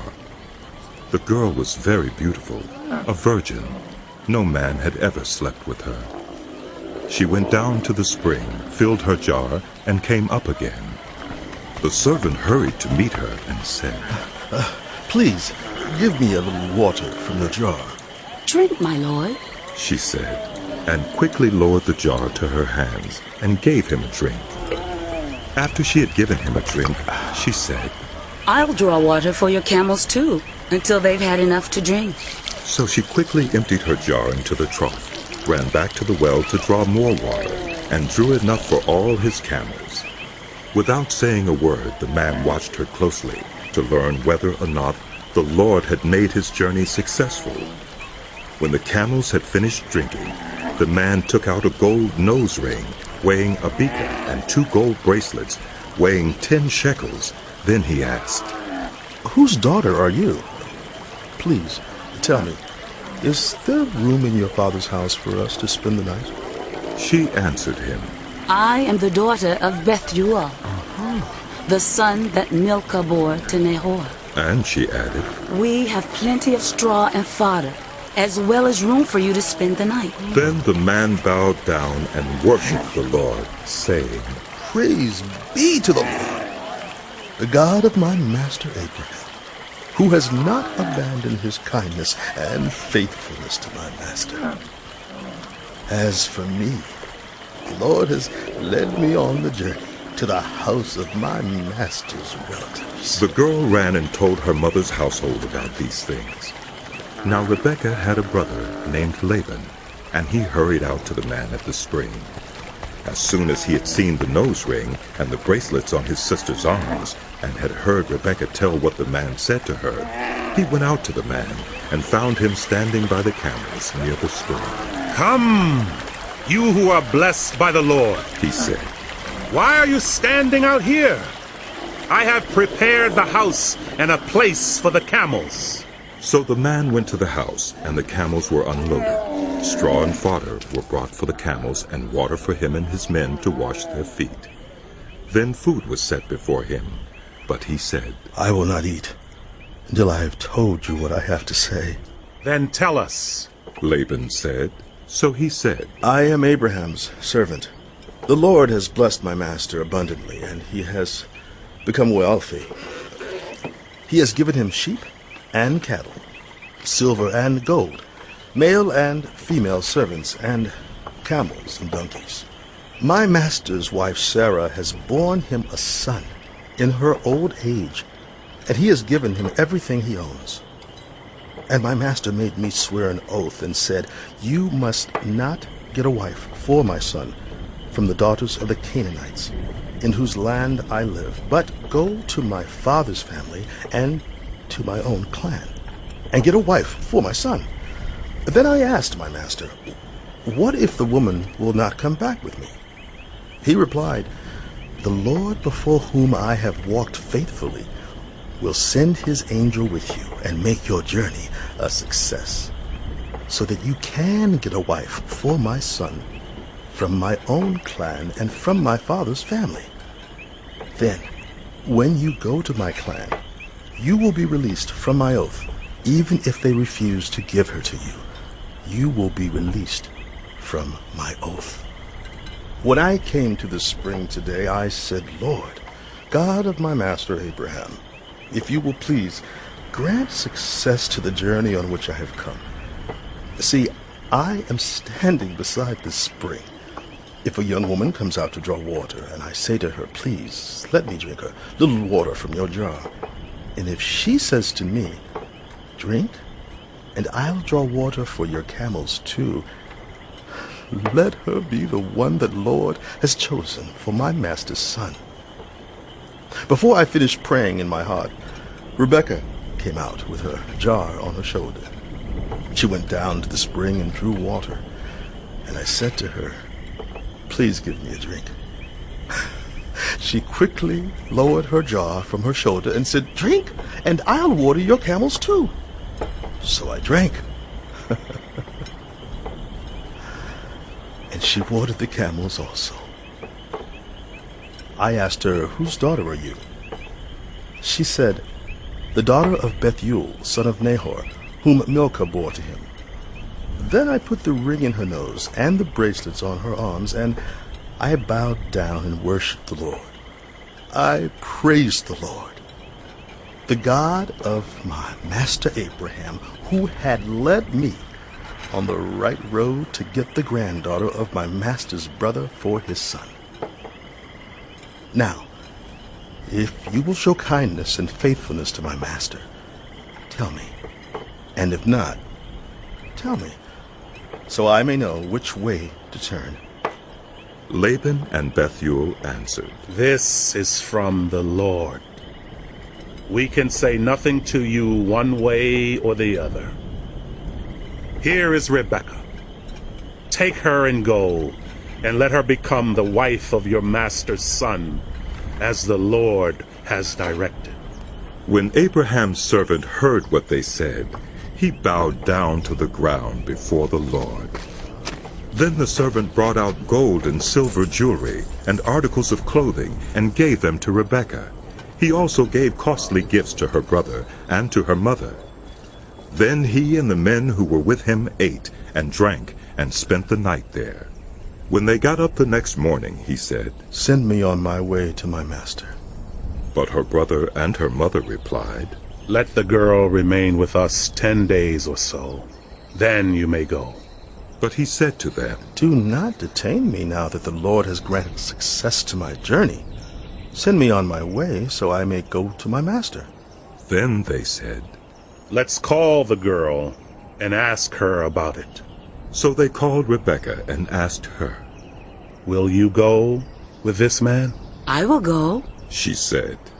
So they sent their sister Rebekah on her way, along with her nurse and Abraham's servant and his men. And they blessed Rebekah and said to her, "Our sister, may you increase to thousands upon thousands. May your offspring possess the cities of their enemies." Then Rebekah and her attendants got ready and mounted their camels and went back with the man. So the servant took Rebekah and left. Now Isaac had come from Beer-lahai-roi, for he was living in the Negev. He went out to the field one evening to meditate, and as he looked up, he saw camels approaching. Rebekah also looked up and saw Isaac. She got down from her camel and asked the servant, "Who is that man in the field coming to meet us?" "He is my master," the servant answered. So she took her veil and covered herself. Then the servant told Isaac all he had done. Isaac brought her into the tent of his mother, Sarah, and he married Rebekah. So she became his wife, and he loved her, and Isaac was comforted after his mother's death. Abraham had taken another wife whose name was Keturah. She bore him Zimran, Jokshan, Medan, Midian, Ishbak, and Shua. Jokshan was the father of Sheba and Dedan. The descendants of Dedan were the Asherites, the Letushites, and the Leumites. The sons of Midian were Ephah, Hanok, Abida, and Eldaah. All these were descendants of Keturah. Abraham left everything he owned to Isaac, but while he was still living, he gave gifts to the sons of his concubines and sent them away from his son Isaac to the land of the east. Abraham lived 175 years. Then Abraham breathed his last and died at a good old age, an old man and full of years, and he was gathered to his people. His sons Isaac and Ishmael buried him in the cave of Machpelah near Mamre, in the field of Ephron, son of Zohar the Hittite, the field Abraham had bought from the Hittites. There Abraham was buried with his wife Sarah. After Abraham's death, God blessed his son Isaac, who then lived near Beer-lahai-roi. This is the account of the family line of Abraham's son Ishmael, whom Sarah's servant Hagar the Egyptian bore to Abraham. These are the names of the sons of Ishmael, listed in the order of their birth: Nebaioth, the firstborn of Ishmael, Kedar, Adbeel, Mibsam, Mishma, Duma, Massa, Hadad, Tema, Jetur, Naphish, and Kedemah. These were the sons of Ishmael, and these are the names of the 12 tribal rulers according to their settlements and camps. Ishmael lived 137 years. He breathed his last and died, and he was gathered to his people. His descendants settled in the area from Havilah to Shur, near the eastern border of Egypt, as you go toward Asher, and they lived in hostility toward all the tribes related to them. This is the account of the family line of Abraham's son Isaac. Abraham became the father of Isaac, and Isaac was 40 years old when he married Rebekah, daughter of Bethuel the Aramean from Padan Aram, and sister of Laban the Aramean. Isaac prayed to the Lord on behalf of his wife, because she was childless. The Lord answered his prayer, and his wife Rebekah became pregnant. The babies jostled each other within her, and she said, "Why is this happening to me?" So she went to inquire of the Lord. The Lord said to her, 2 nations are in your womb, and 2 peoples from within you will be separated. 1 people will be stronger than the other, and the older will serve the younger. When the time came for her to give birth, there were twin boys in her womb. The first to come out was red, and his whole body was like a hairy garment. So they named him Esau. After this, his brother came out, with his hand grasping Esau's heel. So he was named Jacob. Isaac was 60 years old when Rebekah gave birth to them. The boys grew up, and Esau became a skillful hunter, a man of the open country, while Jacob was content to stay at home among the tents. Isaac, who had a taste for wild game, loved Esau, but Rebekah loved Jacob.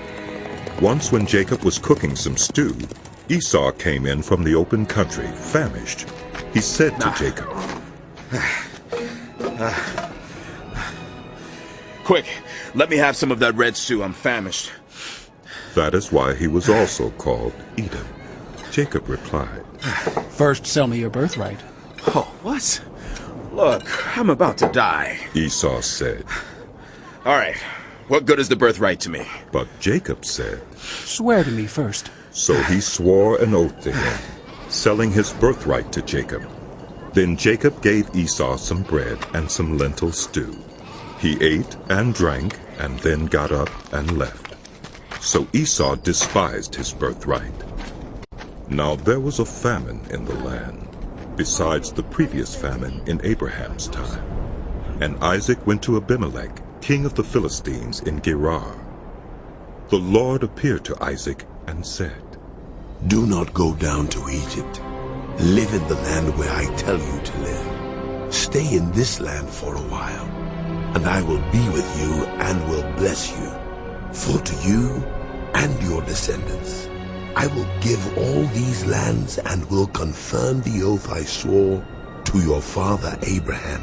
I will make your descendants as numerous as the stars in the sky, and will give them all these lands, and through your offspring all nations on earth will be blessed, because Abraham obeyed me and did everything I required of him, keeping my commands, my decrees, and my instructions."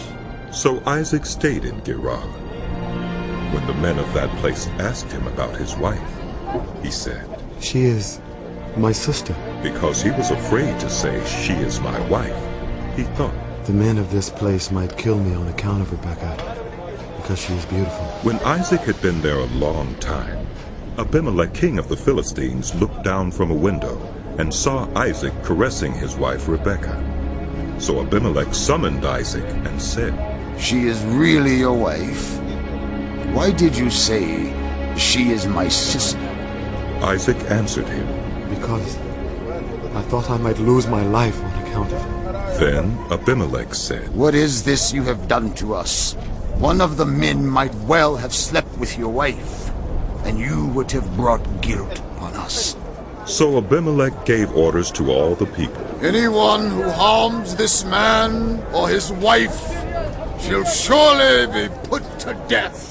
Isaac planted crops in that land, and the same year reaped 100-fold, because the Lord blessed him. The man became rich, and his wealth continued to grow until he became very wealthy. He had so many flocks and herds and servants that the Philistines envied him. So all the wells that his father's servants had dug in the time of his father Abraham, the Philistines stopped up, filling them with earth. Then Abimelech said to Isaac, "Move away from us. You have become too powerful for us." So Isaac moved away from there and encamped in the valley of Gerar, where he settled. Isaac reopened the wells that had been dug in the time of his father Abraham, which the Philistines had stopped up after Abraham died, and he gave them the same names his father had given them. Isaac's servants dug in the valley and discovered a well of fresh water there. But the herders of Gerar quarreled with those of Isaac and said, "The water is ours!" So he named the well Esek, because they disputed with him. Then they dug another well, but they quarreled over that one also. So he named it Sitnah. He moved on from there and dug another well, and no one quarreled over it. He named it Rehoboth, saying, Now the Lord has given us room, and we will flourish in the land. From there he went up to Beersheba. That night the Lord appeared to him and said, I am the God of your father Abraham. Do not be afraid, for I am with you. I will bless you and will increase the number of your descendants for the sake of my servant Abraham. Isaac built an altar there and called on the name of the Lord. There he pitched his tent, and there his servants dug a well. Meanwhile Abimelech had come to him from Gerar, with Ahuzath his personal adviser, and Phicol the commander of his forces. Isaac asked them, Why have you come to me, since you were hostile to me and sent me away? They answered, We saw clearly that the Lord was with you. So we said, there ought to be a sworn agreement between us and you. Let us make a treaty with you that you will do us no harm, just as we did not harm you, but always treated you well, and sent you away peacefully. And now you are blessed by the Lord. Isaac then made a feast for them, and they ate and drank. Early the next morning the men swore an oath to each other. Then Isaac sent them on their way, and they went away peacefully. That day Isaac's servants came and told him about the well they had dug. They said, We found water. He called it Shibah, and to this day the name of the town has been Beersheba. When Esau was 40 years old, he married Judith, daughter of Beuri the Hittite, and also Basemath, daughter of Elon the Hittite. They were a source of grief to Isaac and Rebekah. When Isaac was old and his eyes were so weak that he could no longer see, he called for Esau his older son and said to him, My son. Here I am. He answered. Isaac said, I am now an old man and don't know the day of my death. Now then, get your equipment, your quiver and bow, and go out to the open country to hunt some wild game for me. Prepare me the kind of tasty food I like, and bring it to me to eat, so that I may give you my blessing before I die. Now Rebekah was listening as Isaac spoke to his son Esau. When Esau left for the open country to hunt game and bring it back, Rebekah said to her son Jacob, Look, I overheard your father say to your brother Esau, Bring me some game and prepare me some tasty food to eat, so that I may give you my blessing in the presence of the Lord before I die. Now, my son, listen carefully and do what I tell you. Go out to the flock and bring me 2 choice young goats, so I can prepare some tasty food for your father, just the way he likes it. Then take it to your father to eat, so that he may give you his blessing before he dies. Jacob said to Rebekah, his mother, But my brother Esau is a hairy man, while I have smooth skin. What if my father touches me? I would appear to be tricking him and would bring down a curse on myself rather than a blessing. His mother said to him, My son, let the curse fall on me. Just do what I say. Go and get them for me. So he went and got them and brought them to his mother, and she prepared some tasty food, just the way his father liked it. Then Rebekah took the best clothes of Esau, her older son, which she had in the house, and put them on her younger son Jacob. She also covered his hands and the smooth part of his neck with the goat skins. Then she handed to her son Jacob the tasty food and bread she had made. He went to his father and said, My father? Yes, my son. He answered. Who is it? Jacob said to his father, I am Esau, your firstborn. I have done as you told me. Please sit up and eat some of my game, so that you may give me your blessing. Isaac asked his son, How did you find it so quickly, my son? The Lord, your God, gave me success. He replied. Then Isaac said to Jacob, Come near, so I can touch you, my son, to know whether you really are my son Esau or not.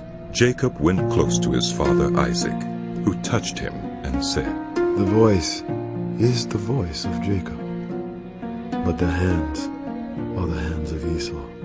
He did not recognize him, for his hands were hairy like those of his brother Esau.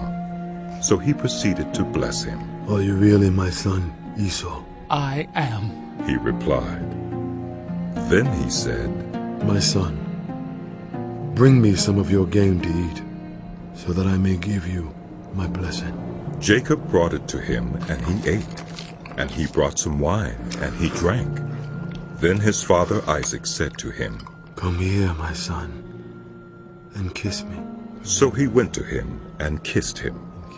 When Isaac caught the smell of his clothes, he blessed him and said, The smell of my son is like the smell of a field that the Lord has blessed. May God give you of heaven's dew and of earth's richness, an abundance of grain and new wine. May nations serve you and peoples bow down to you. Be Lord over your brothers, and may the sons of your mother bow down to you. May those who curse you be cursed, and those who bless you be blessed. After Isaac finished blessing him, and Jacob had scarcely left his father's presence, his brother Esau came in from hunting. He too prepared some tasty food and brought it to his father.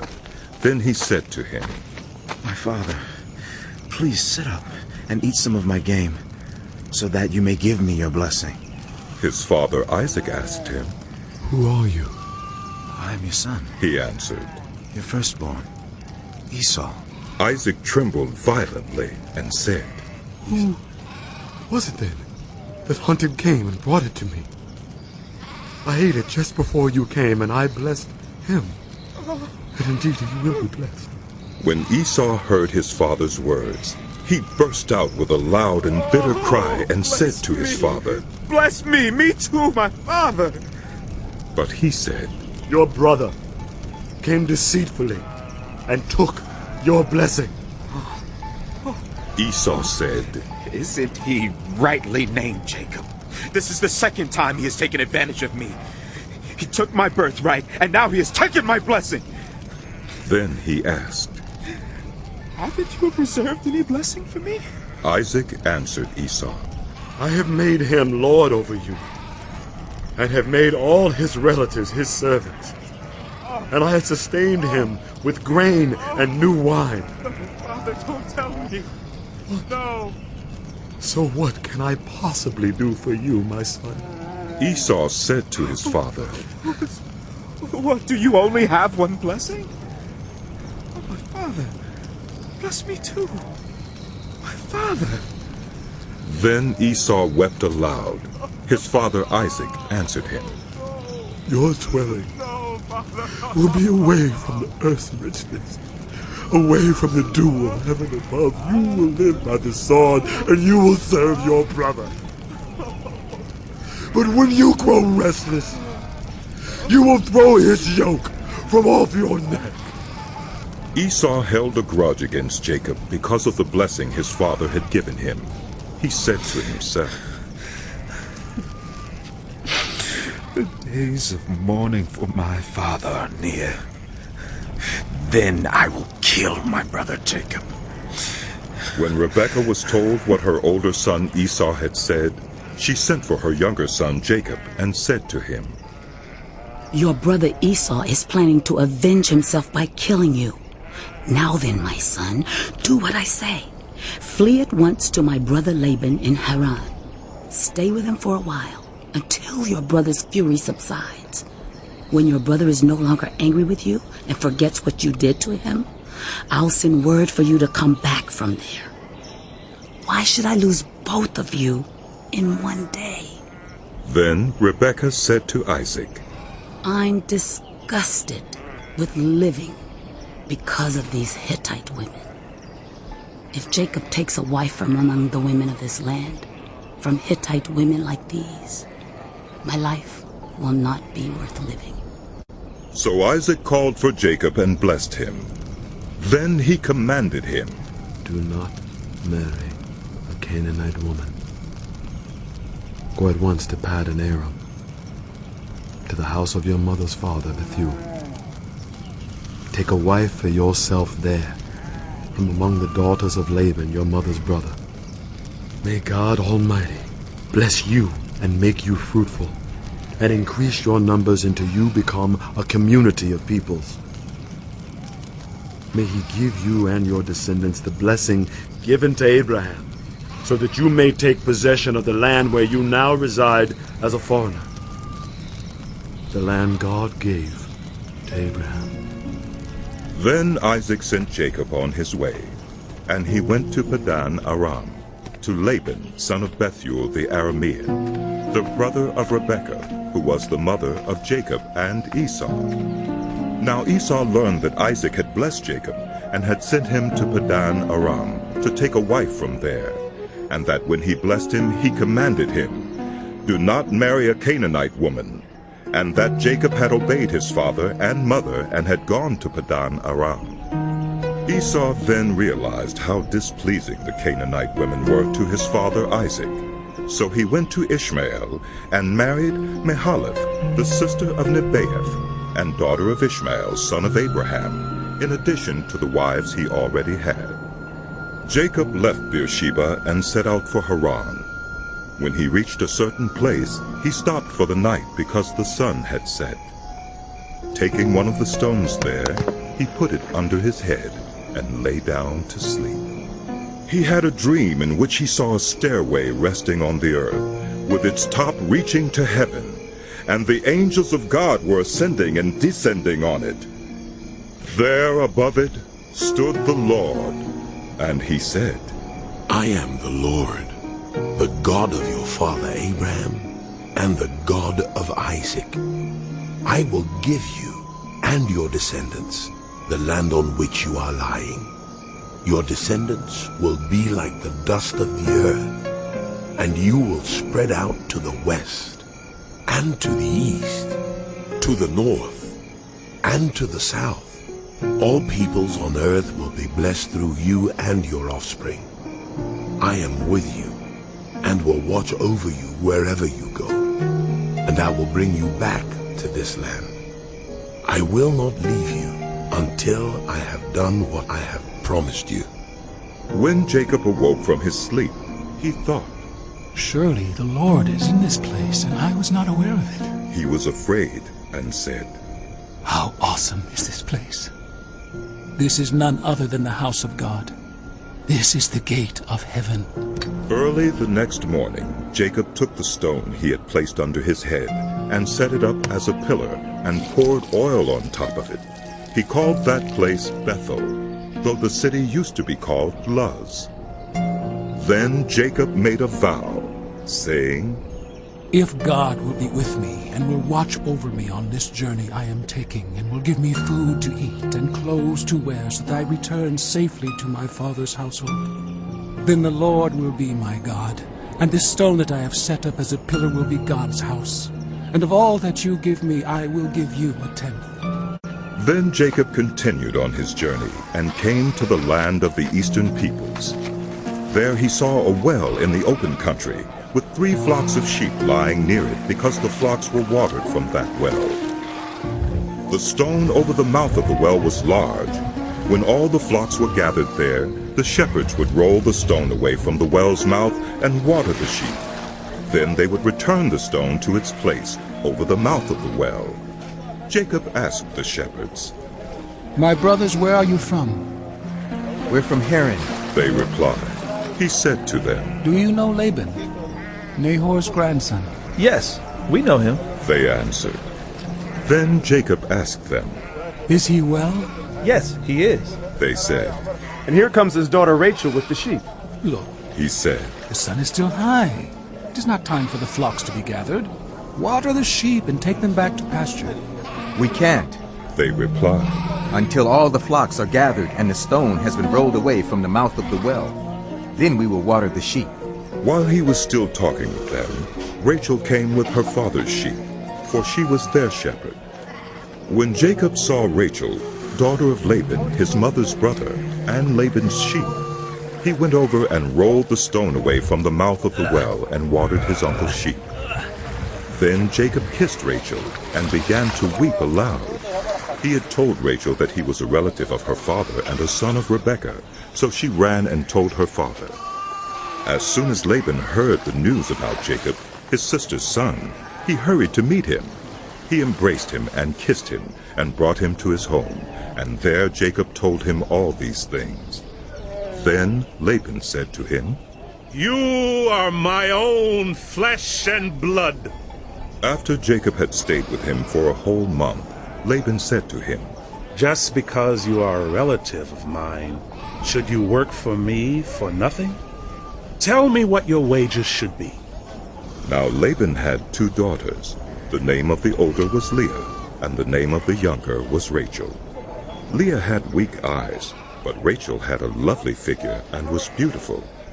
Jacob was in love with Rachel and said, I'll work for you 7 years in return for your younger daughter, Rachel. Laban said, It's better that I give her to you than to some other man. Stay here with me. So Jacob served 7 years to get Rachel, but they seemed like only a few days to him because of his love for her. Then Jacob said to Laban, Give me my wife. My time is completed, and I want to make love to her. So Laban brought together all the people of the place and gave a feast. But when evening came, he took his daughter Leah and brought her to Jacob. And Jacob made love to her. And Laban gave his servant Zilpah to his daughter as her attendant. When morning came, there was Leah. So Jacob said to Laban, What is this you have done to me? I served you for Rachel, didn't I? Why have you deceived me? Laban replied, It is not our custom here to give the younger daughter in marriage before the older one. Finish this daughter's bridal week. Then we will give you the younger one also, in return for another 7 years of work. And Jacob did so. He finished the week with Leah, and then Laban gave him his daughter Rachel to be his wife. Laban gave his servant Bilhah to his daughter Rachel as her attendant. Jacob made love to Rachel also, and his love for Rachel was greater than his love for Leah, and he worked for Laban another 7 years. When the Lord saw that Leah was not loved, he enabled her to conceive, but Rachel remained childless. Leah became pregnant and gave birth to a son. She named him Reuben, for she said, It is because the Lord has seen my misery. Surely my husband will love me now. She conceived again, and when she gave birth to a son, she said, Because the Lord heard that I am not loved, he gave me this one too. So she named him Simeon. Again she conceived, and when she gave birth to a son, she said, Now at last my husband will become attached to me, because I have borne him 3 sons. So he was named Levi. She conceived again, and when she gave birth to a son, she said, This time I will praise the Lord. So she named him Judah. Then she stopped having children. When Rachel saw that she was not bearing Jacob any children, she became jealous of her sister. So she said to Jacob, Give me children, or I'll die. Jacob became angry with her and said, Am I in the place of God, who has kept you from having children? Then she said, Here is Bilhah, my servant. Sleep with her so that she can bear children for me, and I too can build a family through her. So she gave him her servant Bilhah as a wife. Jacob slept with her, and she became pregnant and bore him a son. Then Rachel said, God has vindicated me. He has listened to my plea and given me a son. Because of this, she named him Dan. Rachel's servant Bilhah conceived again and bore Jacob a second son. Then Rachel said, I have had a great struggle with my sister, and I have won. So she named him Naphtali. When Leah saw that she had stopped having children, she took her servant Zilpah and gave her to Jacob as a wife. Leah's servant Zilpah bore Jacob a son. Then Leah said, What good fortune. So she named him Gad. Leah's servant Zilpah bore Jacob a second son. Then Leah said, How happy I am. The women will call me happy. So she named him Asher. During wheat harvest, Reuben went out into the fields and found some mandrake plants, which he brought to his mother Leah. Rachel said to Leah, Please, give me some of your son's mandrakes. But she said to her, Wasn't it enough that you took away my husband? Will you take my son's mandrakes too? Oh, very well. Rachel said. He can sleep with you tonight, in return for your son's mandrakes. So when Jacob came in from the fields that evening, Leah went out to meet him. You must sleep with me, she said. I have hired you with my son's mandrakes. So he slept with her that night. God listened to Leah, and she became pregnant and bore Jacob a fifth son. Then Leah said, God has rewarded me for giving my servant to my husband. So she named him Issachar. Leah conceived again and bore Jacob a sixth son. Then Leah said, God has presented me with a precious gift. This time my husband will treat me with honor, because I have borne him 6 sons. So she named him Zebulun. Sometime later she gave birth to a daughter and named her Dinah. Then God remembered Rachel. He listened to her and enabled her to conceive. She became pregnant and gave birth to a son and said, God has taken away my disgrace. She named him Joseph and said, May the Lord add to me another son. After Rachel gave birth to Joseph, Jacob said to Laban, Send me on my way so I can go back to my own homeland. Give me my wives and children for whom I have served you, and I will be on my way. You know how much work I've done for you. But Laban said to him, If I have found favor in your eyes, please stay. I have learned by divination that the Lord has blessed me because of you. He added, Name your wages, and I will pay them. Jacob said to him, You know how I have worked for you, and how your livestock has fared under my care. The little you had before I came has increased greatly, and the Lord has blessed you wherever I have been. But now, when may I do something for my own household? What shall I give you? He asked. Don't give me anything. Jacob replied, But if you will do this one thing for me, I will go on tending your flocks and watching over them. Let me go through all your flocks today and remove from them every speckled or spotted sheep, every dark-colored lamb, and every spotted or speckled goat. They will be my wages. And my honesty will testify for me in the future. Whenever you check on the wages you have paid me, any goat in my possession that is not speckled or spotted, or any lamb that is not dark-colored, will be considered stolen.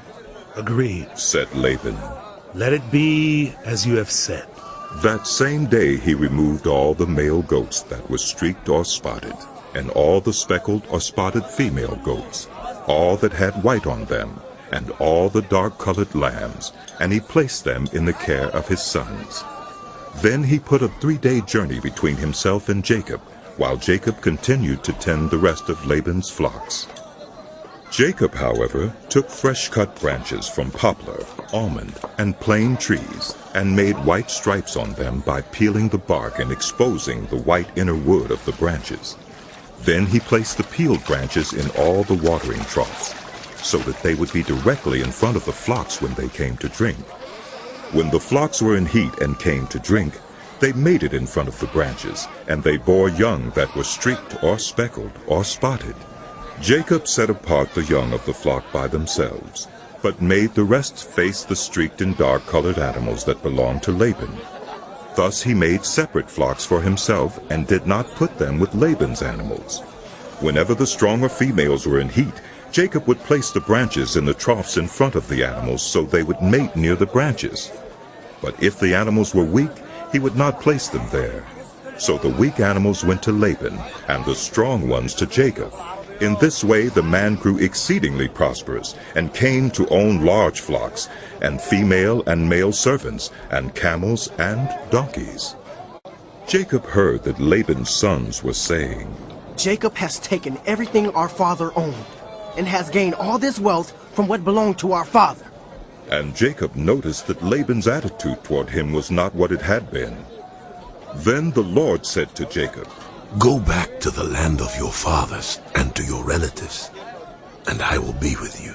So Jacob sent word to Rachel and Leah to come out to the fields where his flocks were. He said to them, I see that your father's attitude toward me is not what it was before, but the God of my father has been with me.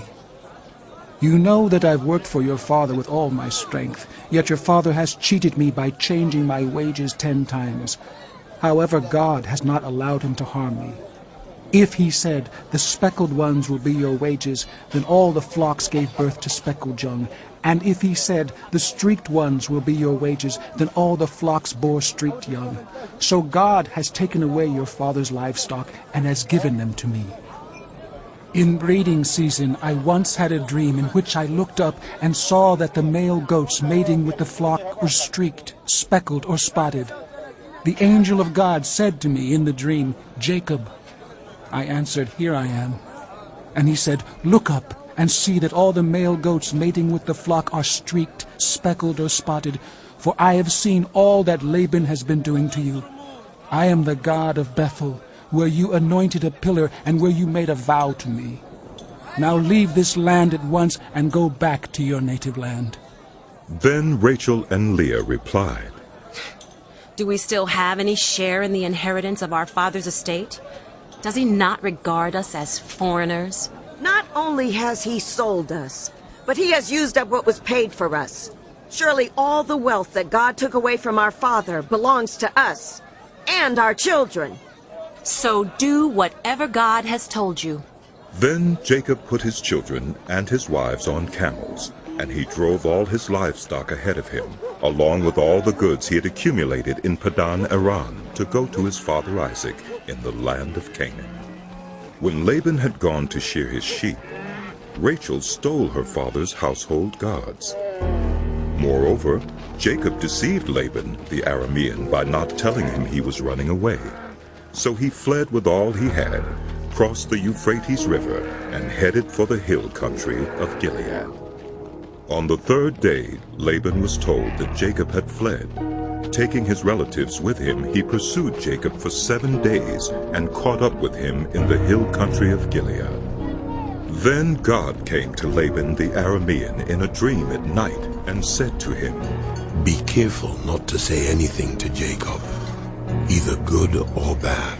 Jacob had pitched his tent in the hill country of Gilead when Laban overtook him, and Laban and his relatives camped there too. Then Laban said to Jacob, What have you done? You've deceived me, and you've carried off my daughters like captives in war. Why did you run off secretly and deceive me? Why didn't you tell me, so I could send you away with joy and singing to the music of timbrels and harps? You didn't even let me kiss my grandchildren and my daughters goodbye. You have done the foolish thing. I have the power to harm you. But last night the God of your father said to me, Be careful not to say anything to Jacob, either good or bad. Now you have gone off because you long to return to your father's household. But why did you steal my gods? Jacob answered Laban, I was afraid because I thought you would take your daughters away from me by force. But if you find anyone who has your gods, that one shall not live. In the presence of our relatives, see for yourself whether there is anything of yours here with me. And if so, take it. Now Jacob did not know that Rachel had stolen the gods. So Laban went into Jacob's tent, and into Leah's tent, and into the tent of the 2 female servants, but he found nothing. After he came out of Leah's tent, he entered Rachel's tent. Now Rachel had taken the household gods and put them inside her camel's saddle, and was sitting on them. Laban searched through everything in the tent, but found nothing. Rachel said to her father, Don't be angry, my lord, that I cannot stand up in your presence. I'm having my period. So he searched, but could not find the household gods. Jacob was angry, and took Laban to task. What is my crime? He asked Laban. How have I wronged you that you hunt me down? Now that you have searched through all my goods, what have you found that belongs to your household? Put it here in front of your relatives and mine, and let them judge between the 2 of us. I have been with you for 20 years now. Your sheep and goats have not miscarried, nor have I eaten rams from your flocks. I did not bring you animals torn by wild beasts. I bore the loss myself. And you demanded payment from me for whatever was stolen by day or night.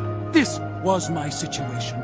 The heat consumed me in the daytime, and the cold at night, and sleep fled from my eyes. It was like this for the 20 years I was in your household. I worked for you 14 years for your 2 daughters, and 6 years for your flocks, and you changed my wages 10 times. If the God of my father, the God of Abraham, and the fear of Isaac had not been with me, you would surely have sent me away empty-handed. But God has seen my hardship and the toil of my hands, and last night he rebuked you. Laban answered Jacob, The women are my daughters, the children are my children, and the flocks are my flocks. All you see is mine. Yet what can I do today about these daughters of mine, or about the children they have borne? Come now, let's make a covenant, you and I, and let it serve as a witness between us. So Jacob took a stone and set it up as a pillar. He said to his relatives, Gather some stones. So they took stones and piled them in a heap, and they ate there by the heap. Laban called it Jegar-sahadutha, and Jacob called it Galeed. Laban said, This heap is a witness between you and me today. That is why it was called Galeed. It was also called Mizpah, because he said, May the Lord keep watch between you and me when we are away from each other. If you mistreat my daughters, or if you take any wives besides my daughters, even though no one is with us, remember that God is a witness between you and me. Laban also said to Jacob, Here is this heap, and here is this pillar I have set up between you and me. This heap is a witness, and this pillar is a witness, that I will not go past this heap to your side to harm you, and that you will not go past this heap and pillar to my side to harm me. May the God of Abraham and the God of Nahor, the God of their father, judge between us. So Jacob took an oath in the name of the fear of his father Isaac. He offered a sacrifice there in the hill country and invited his relatives to a meal. After they had eaten, they spent the night there. Early the next morning, Laban kissed his grandchildren and his daughters and blessed them. Then he left and returned home. Jacob also went on his way, and the angels of God met him. When Jacob saw them, he said, "This is the camp of God." So he named that place Mehunaim. Jacob sent messengers ahead of him to his brother Esau in the land of Seir, the country of Edom. He instructed them, "This is what you are to say to my lord Esau. Your servant Jacob says, I have been staying with Laban and have remained there till now. I have cattle and donkeys, sheep and goats, male and female servants. Now I am sending this message to my lord, that I may find favor in your eyes." When the messengers returned to Jacob, they said, "We went to your brother Esau, and now he is coming to meet you, and 400 men are with him." In great fear and distress, Jacob divided the people who were with him into 2 groups, and the flocks and herds and camels as well. He thought, "If Esau comes and attacks one group, the group that is left may escape." Then Jacob prayed, O God of my father Abraham, God of my father Isaac, Lord, you who said to me, go back to your country and your relatives, and I will make you prosper. I am unworthy of all the kindness and faithfulness you have shown your servant. I had only my staff when I crossed this Jordan, but now I have become 2 camps. Save me, I pray, from the hand of my brother Esau, for I am afraid he will come and attack me, and also the mothers with their children. But you have said, I will surely make you prosper, and will make your descendants like the sand of the sea, which cannot be counted."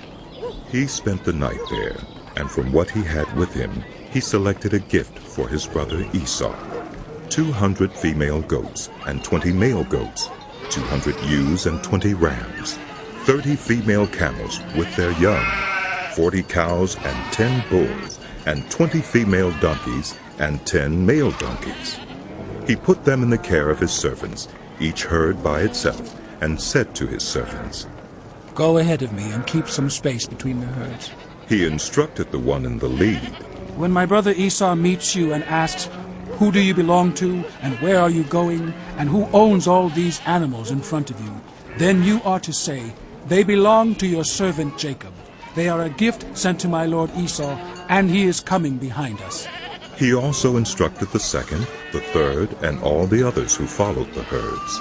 "You are to say the same thing to Esau when you meet him, and be sure to say, your servant Jacob is coming behind us." For he thought, "I will pacify him with these gifts I am sending on ahead. Later when I see him, perhaps he will receive me." So Jacob's gifts went on ahead of him, but he himself spent the night in the camp. That night Jacob got up and took his 2 wives, his 2 female servants, and his 11 sons, and crossed the ford of the Jabbok. After he had sent them across the stream, he sent over all his possessions. So Jacob was left alone, and a man wrestled with him till daybreak.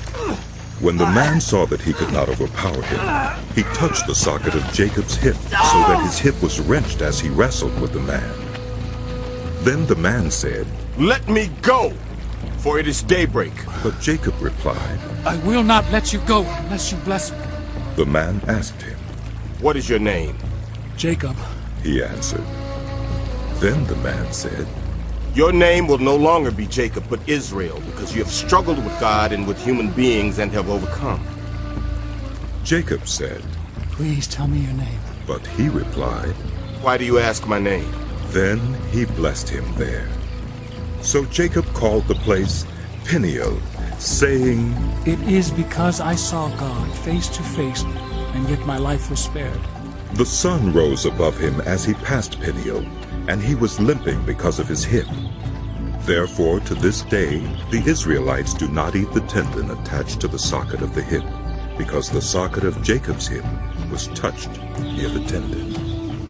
Jacob looked up, and there was Esau, coming with his 400 men. So he divided the children among Leah, Rachel, and the 2 female servants.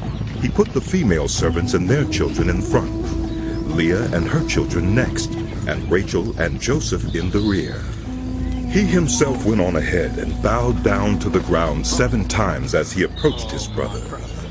But Esau ran to meet Jacob and embraced him. He threw his arms around his neck and kissed him, and they wept. Then Esau looked up and saw the women and children. Who are these with you? He asked. Jacob answered, They are the children God has graciously given your servant. Then the female servants and their children approached and bowed down. Next, Leah and her children came and bowed down. Last of all came Joseph and Rachel, and they too bowed down. Esau asked,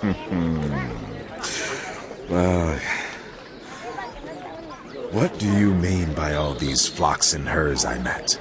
To find favor in your eyes, my lord, he said. But Esau said, I already have plenty, my brother. Keep what you have for yourself. No, please, said Jacob. If I have found favor in your eyes, accept this gift from me. For to see your face is like seeing the face of God now that you have received me favorably. Please accept the present that was brought to you, for God has been gracious to me, and I have all I need. And because Jacob insisted, Esau accepted it. Then Esau said, Let us be on our way. I'll accompany you. But Jacob said to him, My lord knows that the children are tender, that I must care for the ewes and cows that are nursing their young. If they are driven hard just one day, all the animals will die. So let my lord go on ahead of his servant, while I move along slowly at the pace of the flocks and herds before me and the pace of the children, until I come to my lord in Seir. Esau said, Then let me leave some of my men with you. Jacob asked, But why do that? Just let me find favor in the eyes of my lord. So that day Esau started on his way back to Seir. Jacob, however, went to Succoth, where he built a place for himself and made shelters for his livestock. That is why the place is called Succoth. After Jacob came from Padan Aram, he arrived safely at the city of Shechem in Canaan and camped within sight of the city. For 100 pieces of silver he bought from the sons of Hamor, the father of Shechem, the plot of ground where he pitched his tent. There he set up an altar and called it El Elohi Israel. Now Dinah, the daughter Leah had borne to Jacob, went out to visit the women of the land. When Shechem, son of Hamor the Hivite, the ruler of that area, saw her, he took her and raped her. His heart was drawn to Dinah, daughter of Jacob. He loved the young woman and spoke tenderly to her. And Shechem said to his father Hamor, Get me this young woman as my wife. When Jacob heard that his daughter Dinah had been defiled, his sons were in the fields with his livestock, so he did nothing about it until they came home. Then Shechem's father Hamor went out to talk with Jacob. Meanwhile, Jacob's sons had come in from the fields as soon as they heard what had happened. They were shocked and furious because Shechem had done an outrageous thing in Israel by sleeping with Jacob's daughter, a thing that should not be done. But Hamor said to them, My son Shechem has his heart set on your daughter. Please give her to him as his wife. Intermarry with us, give us your daughters, and take our daughters for yourselves. You can settle among us. The land is open to you. Live in it, trade in it, and acquire property in it. Then Shechem said to Dinah's father and brothers, Let me find favor in your eyes, and I will give you whatever you ask. Make the price for the bride and the gift I am to bring as great as you like, and I'll pay whatever you ask me. Only give me the young woman as my wife. Because their sister Dinah had been defiled, Jacob's sons replied deceitfully as they spoke to Shechem and his father Hamor. They said to them, We can't do such a thing. We can't give our sister to a man who is not circumcised. That would be a disgrace to us. We will enter into an agreement with you on one condition only, that you become like us by circumcising all your males. Then we will give you our daughters and take your daughters for ourselves. We'll settle among you and become one people with you. But if you will not agree to be circumcised, we'll take our sister and go. Their proposal seemed good to Hamor and his son Shechem. The young man, who was the most honored of all his father's family, lost no time in doing what they said, because he was delighted with Jacob's daughter. So Hamor and his son Shechem went to the gate of their city to speak to the men of their city. These men are friendly toward us, they said. Let them live in our land and trade in it. The land has plenty of room for them. We can marry their daughters, and they can marry ours. But the men will agree to live with us as one people only on the condition that our males be circumcised as they themselves are. Won't their livestock, their property, and all their other animals become ours? So let us agree to their terms, and they will settle among us. All of the men who went out of the city gate agreed with Hamor and his son Shechem. And every male in the city was circumcised. 3 days later, while all of them were still in pain, 2 of Jacob's sons, Simeon and Levi, Dinah's brothers, took their swords and attacked the unsuspecting city, killing every male. They put Hamor and his son Shechem to the sword, and took Dinah from Shechem's house, and left. The sons of Jacob came upon the dead bodies and looted the city where their sister had been defiled. They seized their flocks and herds and donkeys and everything else of theirs in the city and out in the fields. They carried off all their wealth and all their women and children, taking as plunder everything in the houses. Then Jacob said to Simeon and Levi, You have brought trouble on me by making me obnoxious to the Canaanites and Perizzites, the people living in this land. We are few in number, and if they join forces against me and attack me, I and my household will be destroyed. But they replied, Should he have treated our sister like a prostitute? Then God said to Jacob, Go up to Bethel and settle there, and build an altar there to God, who appeared to you when you were fleeing from your brother Esau. So Jacob said to his household and to all who were with him, Get rid of the foreign gods you have with you, and purify yourselves, and change your clothes. Then come, let us go up to Bethel, where I will build an altar to God, who answered me in the day of my distress, and who has been with me wherever I have gone. So they gave Jacob all the foreign gods they had and the rings in their ears, and Jacob buried them under the oak at Shechem. Then they set out, and the terror of God fell on the towns all around them, so that no one pursued them. Jacob and all the people with him came to Luz, that is, Bethel, in the land of Canaan. There he built an altar, and he called the place El Bethel, because it was there that God revealed himself to him when he was fleeing from his brother. Now Deborah, Rebekah's nurse, died and was buried under the oak below Bethel. So it was named Allon Bakuth. After Jacob returned from Padan Aram, God appeared to him again and blessed him. God said to him, Your name is Jacob, but you will no longer be called Jacob. Your name will be Israel. So he named him Israel. And God said to him, I am God the Almighty. Be fruitful and increase in number. A nation and a community of nations will come from you, and kings will come from your body. The land I gave to Abraham and Isaac, I also give to you, and I will give this land to your descendants after you. Then God went up from him at the place where he had talked with him. Jacob set up a stone pillar at the place where God had talked with him, and he poured out a drink offering on it. He also poured oil on it. Jacob called the place where God had talked with him Bethel. Then they moved on from Bethel. While they were still some distance from Ephrath, Rachel began to give birth and had great difficulty. And as she was having great difficulty in childbirth, the midwife said to her, Don't despair, for you have another son. As she breathed her last, for she was dying, she named her son Ben-Oni, but his father named him Benjamin. So Rachel died and was buried on the way to Ephrath, that is Bethlehem. Over her tomb Jacob set up a pillar, and to this day that pillar marks Rachel's tomb. Israel moved on again and pitched his tent beyond Migdal-Eder. While Israel was living in that region, Reuben went in and slept with his father's concubine Bilhah, and Israel heard of it. Jacob had 12 sons. The sons of Leah, Reuben the firstborn of Jacob, Simeon, Levi, Judah, Issachar, and Zebulun. The sons of Rachel, Joseph and Benjamin. The sons of Rachel's servant Bilhah, Dan and Naphtali.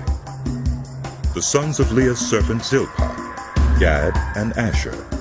These were the sons of Jacob who were born to him in Padan Aram. Jacob came home to his father Isaac in Mamre, near Kiriath Arba, that is Hebron, where Abraham and Isaac had stayed. Isaac lived 180 years.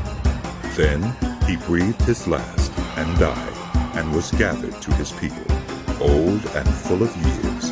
And his sons Esau and Jacob buried him. This is the account of the family line of Esau, that is Edom. Esau took his wives from the women of Canaan, Adah, daughter of Elam the Hittite, and Oholibamah, daughter of Anah, and granddaughter of Zibeon the Hivite. Also Basemath, daughter of Ishmael, and sister of Nebaioth. Adah bore Eliphaz to Esau. Basemath bore Ruel, and Oholibamah bore Jeush, Jalem, and Korah. These were the sons of Esau who were born to him in Canaan. Esau took his wives and sons and daughters and all the members of his household, as well as his livestock and all his other animals and all the goods he had acquired in Canaan, and moved to a land some distance from his brother Jacob. Their possessions were too great for them to remain together. The land where they were staying could not support them both because of their livestock. So Esau, that is Edom, settled in the hill country of Seir. This is the account of the family line of Esau, the father of the Edomites, in the hill country of Seir. These are the names of Esau's sons: Eliphaz, the son of Esau's wife Adah, and Ruel, the son of Esau's wife Basemath. The sons of Eliphaz: Teman, Omar, Zepho, Gatam, and Kenaz. Esau's son Eliphaz also had a concubine named Timnah, who bore him Amalek. These were grandsons of Esau's wife Adah. The sons of Ruel: Nahath, Zerah, Shammah, and Mizah. These were grandsons of Esau's wife Basemath. The sons of Esau's wife Oholibamah, daughter of Anah, and granddaughter of Zibeon, whom she bore to Esau: Jeush, Jalem, and Korah. These were the chiefs among Esau's descendants, the sons of Eliphaz, the firstborn of Esau. Chiefs: Teman, Omar, Zepho, Kenaz. Korah, Gatam, and Amalek. These were the chiefs descended from Eliphaz in Edom. They were grandsons of Adah. The sons of Esau's son Ruel: chiefs Nahath, Zerah, Shammah, and Mizah. These were the chiefs descended from Ruel in Edom. They were grandsons of Esau's wife Basemath. The sons of Esau's wife Oholibamah: chiefs Jeush, Jalem, and Korah. These were the chiefs descended from Esau's wife Oholibamah, daughter of Anah. These were the sons of Esau, that is, Edom, and these were their chiefs. These were the sons of Seir the Horite, who were living in the region: Lotan, Shobal, Zibeon, Anah, Dishan, Ezer, and Dishan. These sons of Seir in Edom were Horite chiefs. The sons of Lotan: Hori and Homam. Timnah was Lotan's sister. The sons of Shobal: Alvan, Manohath, Ebal, Shepho, and Onam. The sons of Zibeon: Ayer and Anah. This is the Ana who discovered the hot springs in the desert while he was grazing the donkeys of his father Zibeon. The children of Ana, Dishan and Oholibamah, daughter of Ana. The sons of Dishan, Hemdan, Eshbah, Ithran, and Keran. The sons of Ezer, Bilhan, Zaavan, and Akan. The sons of Dishan, Uz, and Aran. These were the Horite chiefs, Lotan, Shobal, Zibeon, Ana, Dishan, Ezer, and Dishan. These were the Horite chiefs according to their divisions in the land of Seir. These were the kings who reigned in Edom before any Israelite king reigned. Bela, son of Beor, became king of Edom.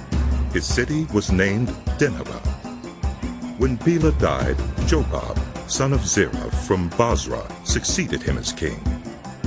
When Jobab died, Husham from the land of the Temanites succeeded him as king.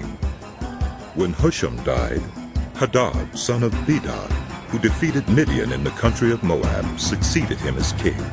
His city was named Avid. When Hadad died, Samlah from Masrekah succeeded him as king. When Samlah died, Shaul from Rehoboth on the river succeeded him as king.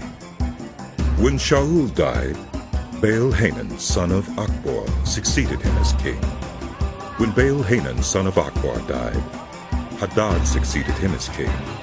His city was named Pau, and his wife's name was Mehetabel, daughter of Matred, the daughter of Mizahab. These were the chiefs descended from Esau, by name, according to their clans and regions: Timnah, Alva, Jethet, Oholibamah, Elah, Penan, Kenaz, Timah, Mibzar, Magdiel, and Iram. These were the chiefs of Edom, according to their settlements in the land they occupied. This was Esau, the father of the Edomites. Jacob lived in the land where his father had stayed, the land of Canaan. This is the account of Jacob's family line. Joseph, a young man of 17, was tending the flocks with his brothers, the sons of Bilhah and the sons of Zilpah, his father's wives, and he brought their father a bad report about them. Now Israel loved Joseph more than any of his other sons, because he had been born to him in his old age, and he made a richly ornamented robe for him. When his brothers saw that their father loved him more than any of them, they hated him, and could not speak a kind word to him.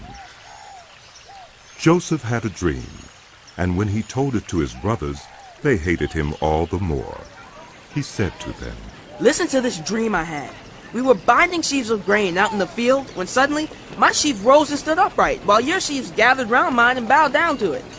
His brothers said to him, "Do you intend to reign over us? Will you actually rule us?" And they hated him all the more because of his dream and what he had said. Then he had another dream, and he told it to his brothers. "Listen," he said. "I had another dream, and this time the sun and moon and 11 stars were bowing down to me." When he told his father as well as his brothers, his father rebuked him and said, "What is this dream you had? Will your mother and I and your brothers actually come and bow down to the ground before you?" His brothers were jealous of him, but his father kept the matter in mind.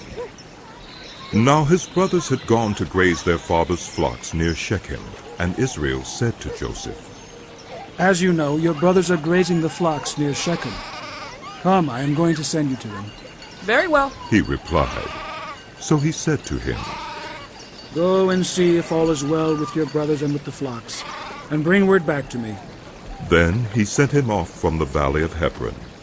When Joseph arrived at Shechem, a man found him wandering around in the fields and asked him, "What are you looking for?" He replied, "I'm looking for my brothers. Can you tell me where they are grazing their flocks?" "They have moved on from here." The man answered, "I heard them say, 'Let's go to Dothan.'" So Joseph went after his brothers and found them near Dothan. But they saw him in the distance, and before he reached them, they plotted to kill him. "Here comes that dreamer," they said to each other. "Come now, let's kill him and throw him into one of these cisterns and say that a ferocious animal devoured him. Then we'll see what comes of his dreams. When Reuben heard this, he tried to rescue him from their hands. Let's not take his life, he said. Don't shed any blood. Throw him into this cistern here in the wilderness, but don't lay a hand on him. Reuben said this to rescue him from them and take him back to his father. So when Joseph came to his brothers, they stripped him of his robe, the richly ornamented robe he was wearing, and they took him and threw him into the cistern. The cistern was empty. There was no water in it. As they sat down to eat their meal, they looked up and saw a caravan of Ishmaelites coming from Gilead. Their camels were loaded with spices, balm, and myrrh, and they were on their way to take them down to Egypt. Judah said to his brothers, "What will we gain if we kill our brother and cover up his blood? Come, let's sell him to the Ishmaelites and not lay our hands on him. After all, he is our brother, our own flesh and blood." His brothers agreed.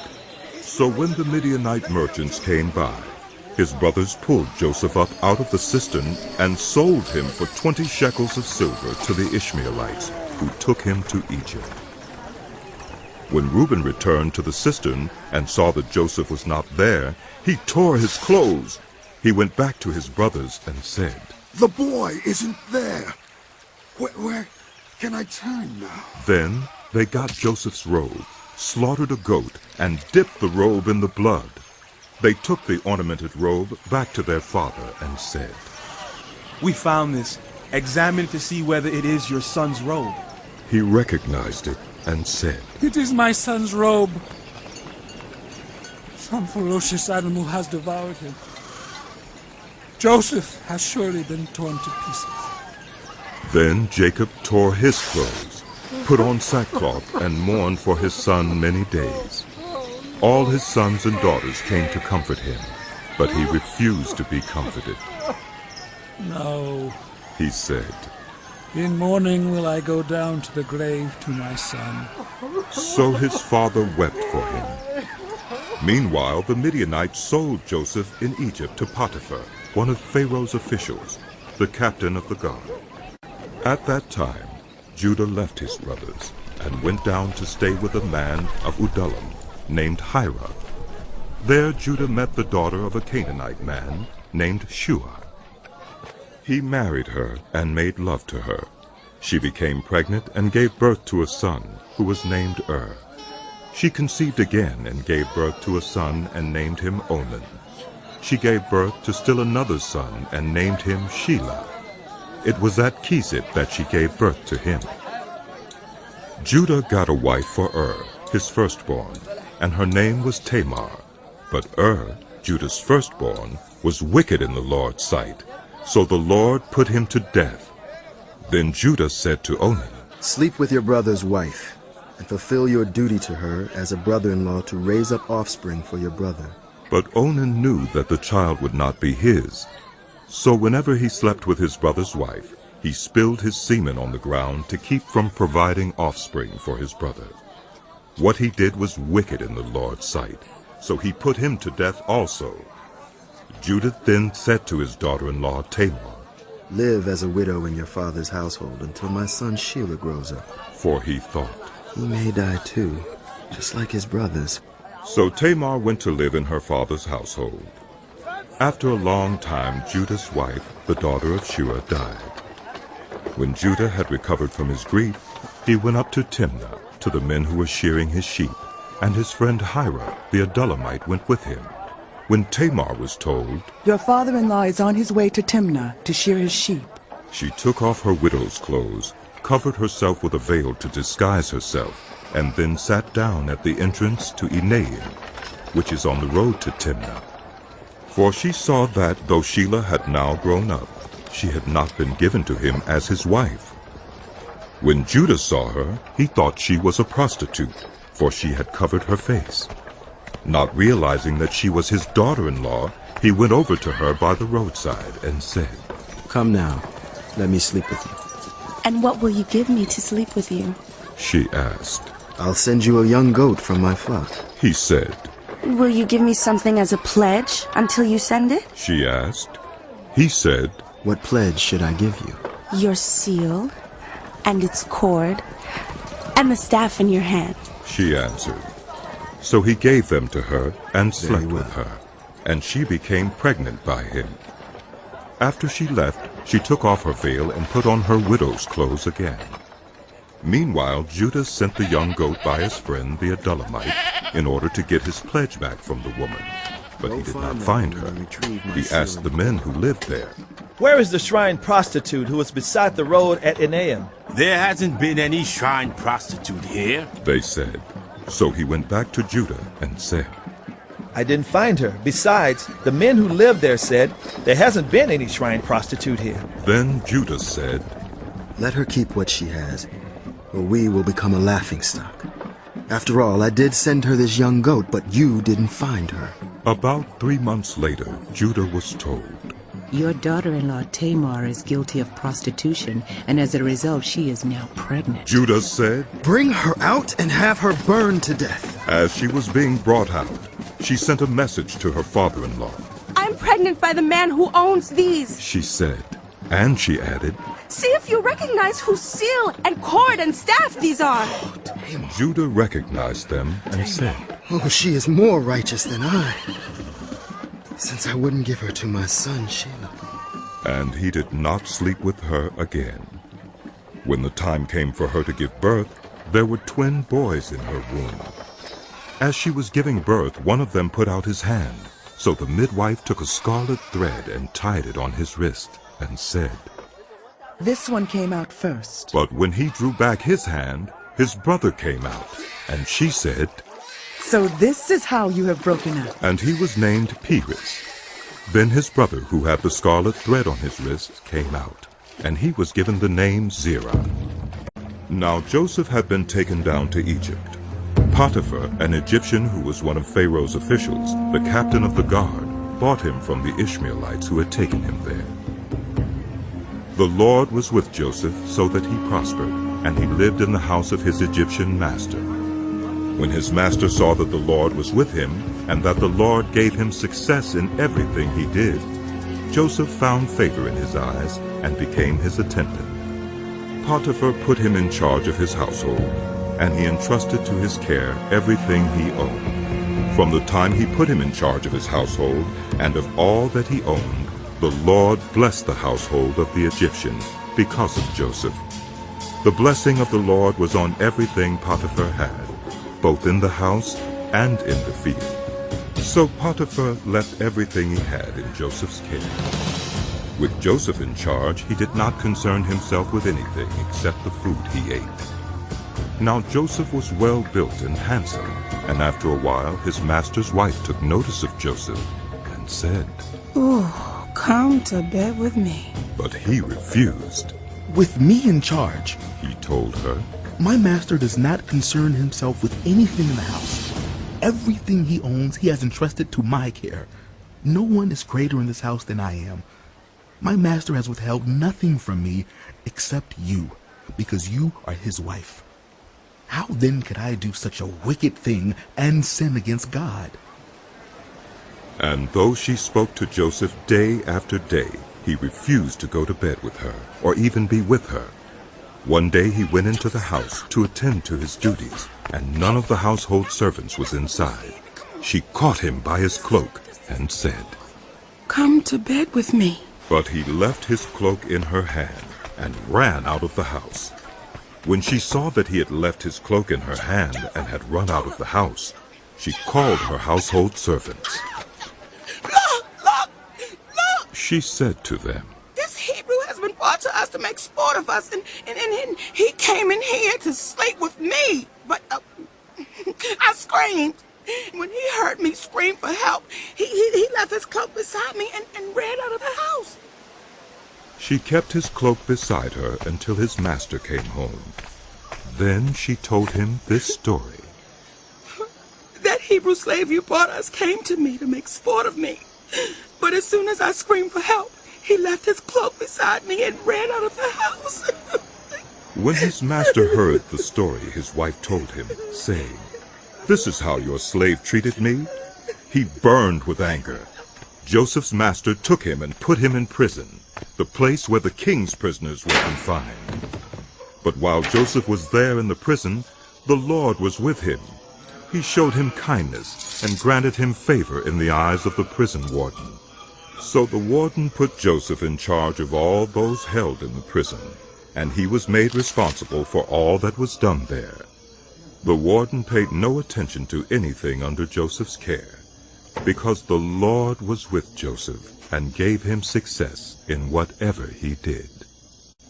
Sometime later, the cupbearer and the baker of the king of Egypt offended their master, the king of Egypt. Pharaoh was angry with his two officials, the chief cupbearer and the chief baker, and put them in custody in the house of the captain of the guard, in the same prison where Joseph was confined. The captain of the guard assigned them to Joseph, and he attended them. After they had been in custody for some time, each of the two men, the cupbearer and the baker of the king of Egypt, who were being held in prison, had a dream the same night, and each dream had a meaning of its own. When Joseph came to them the next morning, he saw that they were dejected. So he asked Pharaoh's officials, who were in custody with him in his master's house, "Why do you look so sad today?" "We both had dreams," they answered.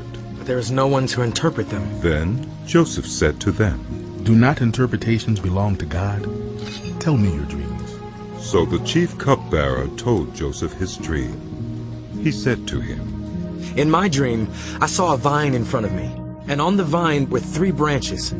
As soon as it budded, it blossomed, and its clusters ripened into grapes. Pharaoh's cup was in my hand, and I took the grapes, squeezed them into Pharaoh's cup, and put the cup in his hand." This is what it means. Joseph said to him, "The 3 branches are 3 days. Within 3 days, Pharaoh will lift up your head and restore you to your position. And you will put Pharaoh's cup in his hand, just as you used to do when you were his cupbearer. But when all goes well with you, remember me and show me kindness. Mention me to Pharaoh and get me out of this prison. I was forcibly carried off from the land of the Hebrews, and even here I have done nothing to deserve being put in the dungeon." When the chief baker saw that Joseph had given a favorable interpretation, he said to Joseph, "I too had a dream. On my head were 3 baskets of bread. In the top basket were all kinds of baked goods for Pharaoh, but the birds were eating them out of the basket on my head." This is what it means. Joseph said, "The 3 baskets are 3 days. Within 3 days, Pharaoh will lift off your head and impale your body on a pole, and the birds will eat away your flesh." Now the 3rd day was Pharaoh's birthday, and he gave a feast for all his officials. He lifted up the heads of his chief cupbearer and the chief baker in the presence of his officials. He restored the chief cupbearer to his position, so that he once again put the cup into Pharaoh's hand. But he impaled the chief baker, just as Joseph had said to them in his interpretation. The chief cupbearer, however, did not remember Joseph. He forgot him. When 2 full years had passed, Pharaoh had a dream. He was standing by the Nile when out of the river there came up 7 cows, sleek and fat, and they grazed among the reeds. After them 7 other cows, ugly and gaunt, came up out of the Nile and stood beside those on the riverbank.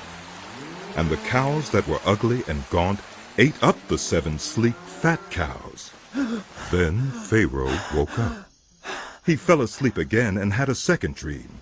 7 heads of grain, healthy and good, were growing on a single stalk. After them, 7 other heads of grain sprouted thin and scorched by the east wind. The thin heads of grain swallowed up the 7 healthy, full heads. Then Pharaoh woke up. It had been a dream. In the morning his mind was troubled, so he sent for all the magicians and wise men of Egypt. Pharaoh told them his dreams, but no one could interpret them for him. Then the chief cupbearer said to Pharaoh, "Today I am reminded of my shortcomings. Pharaoh was once angry with his servants, and he imprisoned me and the chief baker in the house of the captain of the guard. Each of us had a dream the same night, and each dream had a meaning of its own. Now a young Hebrew was there with us, a servant of the captain of the guard. We told him our dreams, and he interpreted them for us, giving each man the interpretation of his dream. And things turned out exactly as he interpreted them to us. I was restored to my position, and the other man was impaled. So Pharaoh sent for Joseph, and he was quickly brought from the dungeon. When he had shaved and changed his clothes, he came before Pharaoh. Pharaoh said to Joseph, I had a dream, and no one can interpret it. But I have heard it said of you that when you hear a dream, you can interpret it. I cannot do it. Joseph replied to Pharaoh, But God will give Pharaoh the answer he desires. Then Pharaoh said to Joseph, In my dream I was standing on the bank of the Nile, when out of the river there came up 7 cows, fat and sleek, and they grazed among the reeds. After them, 7 other cows came up, scrawny and very ugly and lean. I had never seen such ugly cows in all the land of Egypt. The lean, ugly cows ate up the 7 fat cows that came up first. But even after they ate them, no one could tell that they had done so. They looked just as ugly as before. Then I woke up. In my dream I saw 7 heads of grain, full and good, growing on a single stalk. After them, 7 other heads sprouted, withered and thin and scorched by the east wind. The thin heads of grain swallowed up the 7 good heads. I told this to the magicians, but none of them could explain it to me. Then Joseph said to Pharaoh, The dreams of Pharaoh are one and the same. God has revealed to Pharaoh what he is about to do. The 7 good cows are 7 years, and the 7 good heads of grain are 7 years. It is one and the same dream. The 7 lean, ugly cows that came up afterward are 7 years, and so are the 7 worthless heads of grain scorched by the east wind.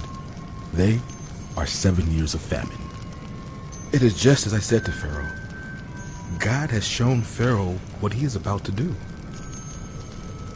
7 years of great abundance are coming throughout the land of Egypt, but 7 years of famine will follow them.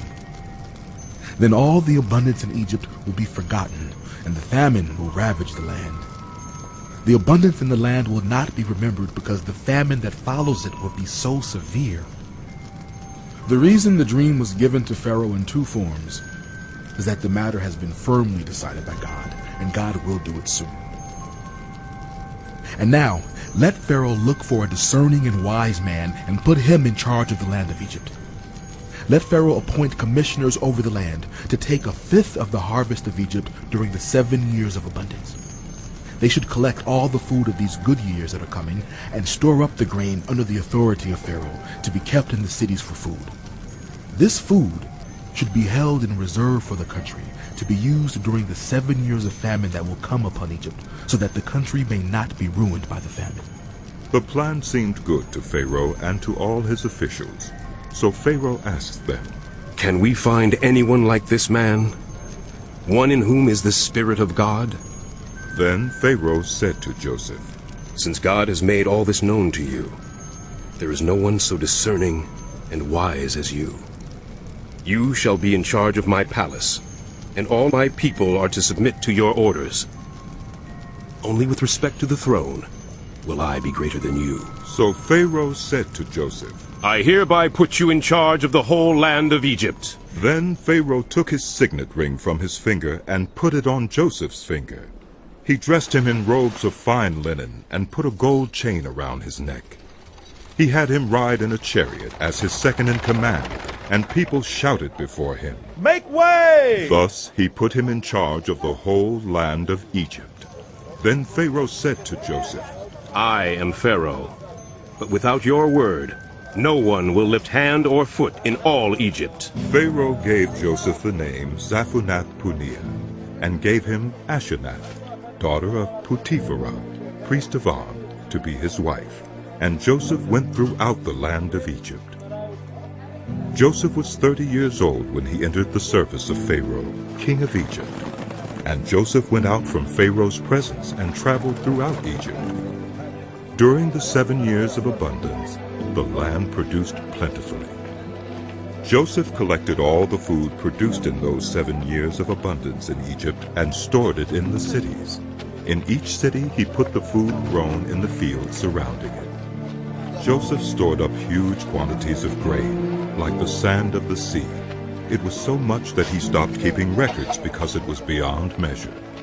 Before the years of famine came, 2 sons were born to Joseph by Asenath, daughter of Potiphar, priest of On. Joseph named his firstborn Manasseh and said, "It is because God has made me forget all my trouble and all my father's household." The second son he named Ephraim and said, "It is because God has made me fruitful in the land of my suffering." The 7 years of abundance in Egypt came to an end, and the 7 years of famine began, just as Joseph had said. There was famine in all the other lands, but in the whole land of Egypt there was food. When all Egypt began to feel the famine, the people cried to Pharaoh for food. Then Pharaoh told all the Egyptians, "Go to Joseph and do what he tells you." When the famine had spread over the whole country, Joseph opened all the storehouses and sold grain to the Egyptians, for the famine was severe throughout Egypt. And all the world came to Egypt to buy grain from Joseph, because the famine was severe everywhere. When Jacob learned that there was grain in Egypt, he said to his sons, Why do you just keep looking at each other? I have heard that there is grain in Egypt. Go down there and buy some for us, so that we may live and not die. Then 10 of Joseph's brothers went down to buy grain from Egypt. But Jacob did not send Benjamin, Joseph's brother, with the others, because he was afraid that harm might come to him. So Israel's sons were among those who went to buy grain, for the famine was in the land of Canaan also. Now Joseph was the governor of the land, the person who sold grain to all its people. So when Joseph's brothers arrived, they bowed down to him with their faces to the ground. As soon as Joseph saw his brothers, he recognized them, but he pretended to be a stranger and spoke harshly to them. "Where do you come from?" he asked. "From the land of Canaan," they replied. "To buy food." Although Joseph recognized his brothers, they did not recognize him. Then he remembered his dreams about them and said to them, "You are spies. You have come to see where our land is unprotected." "No, my lord," they answered. "Your servants have come to buy food. We are all the sons of one man. Your servants are honest men, not spies." "No," he said to them. "You have come to see where our land is unprotected." But they replied, "Your servants? We're 12 brothers, the sons of one man who lives in the land of Canaan. The youngest is now with our father, and one is no more." Joseph said to them, "It is just as I told you. You are spies, and this is how you will be tested. As surely as Pharaoh lives, you will not leave this place unless your youngest brother comes here. Send one of your number to get your brother. The rest of you will be kept in prison, so that your words may be tested to see if you are telling the truth. If you are not, then as surely as Pharaoh lives, you are spies." And he put them all in custody for 3 days. On the 3rd day, Joseph said to them, "Do this, and you will live, for I fear God. If you are honest men, let one of your brothers stay here in prison, while the rest of you go and take grain back for your starving households. But you must bring your youngest brother to me, so that your words may be verified, and that you may not die." This they proceeded to do. They said to one another, "Surely we are being punished because of our brother. We saw how distressed he was when he pleaded with us for his life, but we would not listen. That's why this distress has come on us." Reuben replied, "Didn't I tell you not to sin against the boy? But you wouldn't listen. Now we must give an accounting for his blood." They did not realize that Joseph could understand them, since he was using an interpreter. He turned away from them and began to weep, but then came back and spoke to them again. He had Simeon taken from them and bound before their eyes. Joseph gave orders to fill their bags with grain, to put each man's silver back in his sack, and to give them provisions for their journey. After this was done for them, they loaded their grain on their donkeys and left. At the place where they stopped for the night, one of them opened his sack to get feed for his donkey, and he saw his silver in the mouth of his sack. My silver has been returned, he said to his brothers. Here it is in my sack. Their hearts sank, and they turned to each other, trembling, and said, What is this that God has done to us? When they came to their father Jacob in the land of Canaan, they told him all that had happened to them. They said, The man who is Lord over the land spoke harshly to us, and treated us as though we were spying on the land. But we said to him, We are honest men. We are not spies. We were 12 brothers, sons of one father. One is no more, and the youngest is now with our father in Canaan. Then the man who was Lord over the land said to us, This is how I will know whether you are honest men. Leave one of your brothers here with me, and take food for your starving households and go. But bring your youngest brother to me, so I will know that you are not spies, but honest men. Then I will give your brother back to you, and you can trade in the land. As they were emptying their sacks, there in each man's sack was his pouch of silver. When they and their father saw the money pouches, they were frightened. Their father Jacob said to them, You have deprived me of my children. Joseph is no more, and Simeon is no more, and now you want to take Benjamin. Everything is against me. Then Reuben said to his father, You may put both of my sons to death if I do not bring him back to you. Entrust him to my care, and I will bring him back. But Jacob said, My son will not go down there with you. His brother is dead, and he is the only one left. If harm comes to him on the journey you are taking, he will bring my gray head down to the grave in sorrow. Now the famine was still severe in the land. So when they had eaten all the grain they had brought from Egypt, their father said to them, Go back and buy us a little more food. But Judah said to him, The man warned us solemnly, You will not see my face again unless your brother is with you.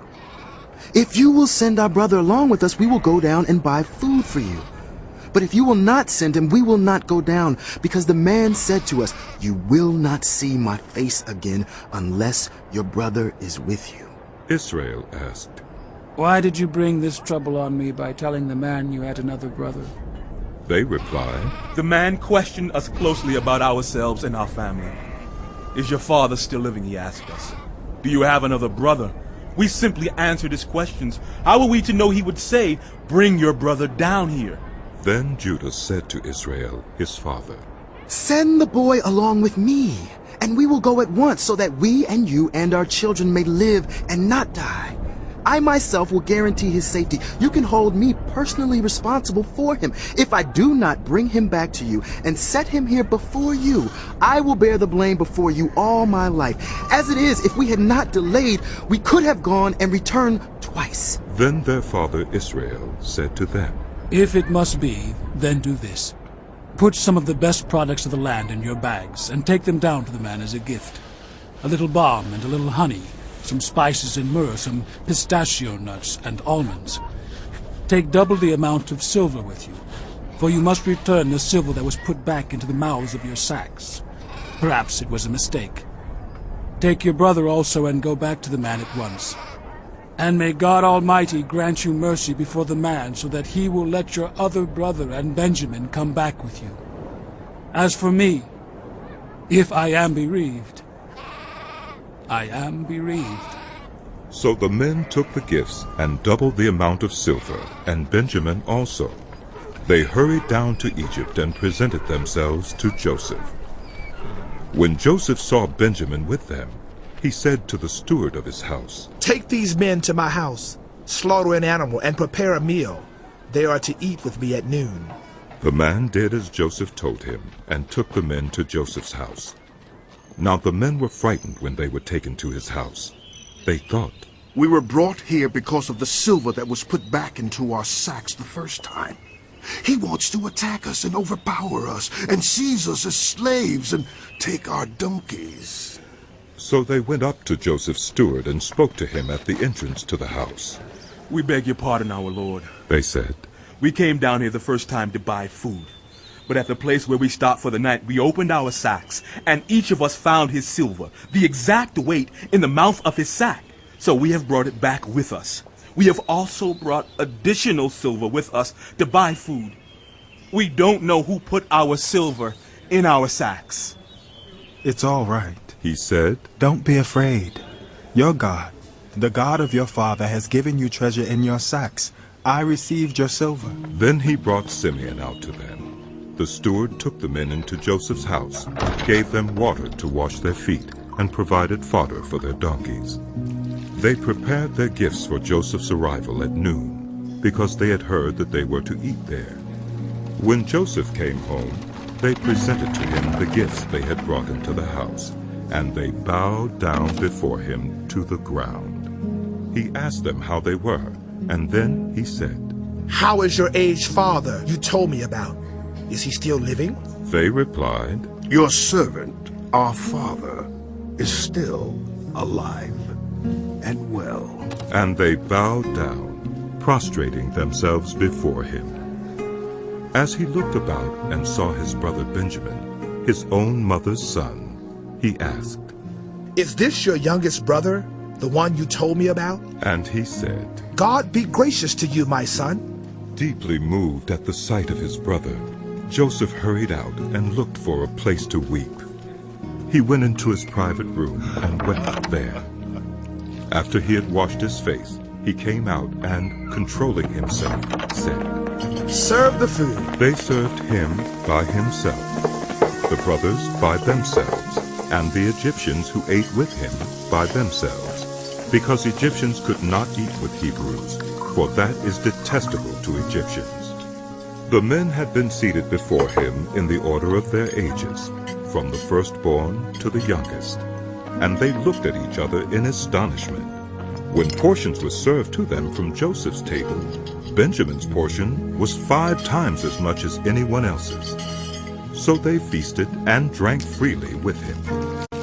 Now Joseph gave these instructions to the steward of his house.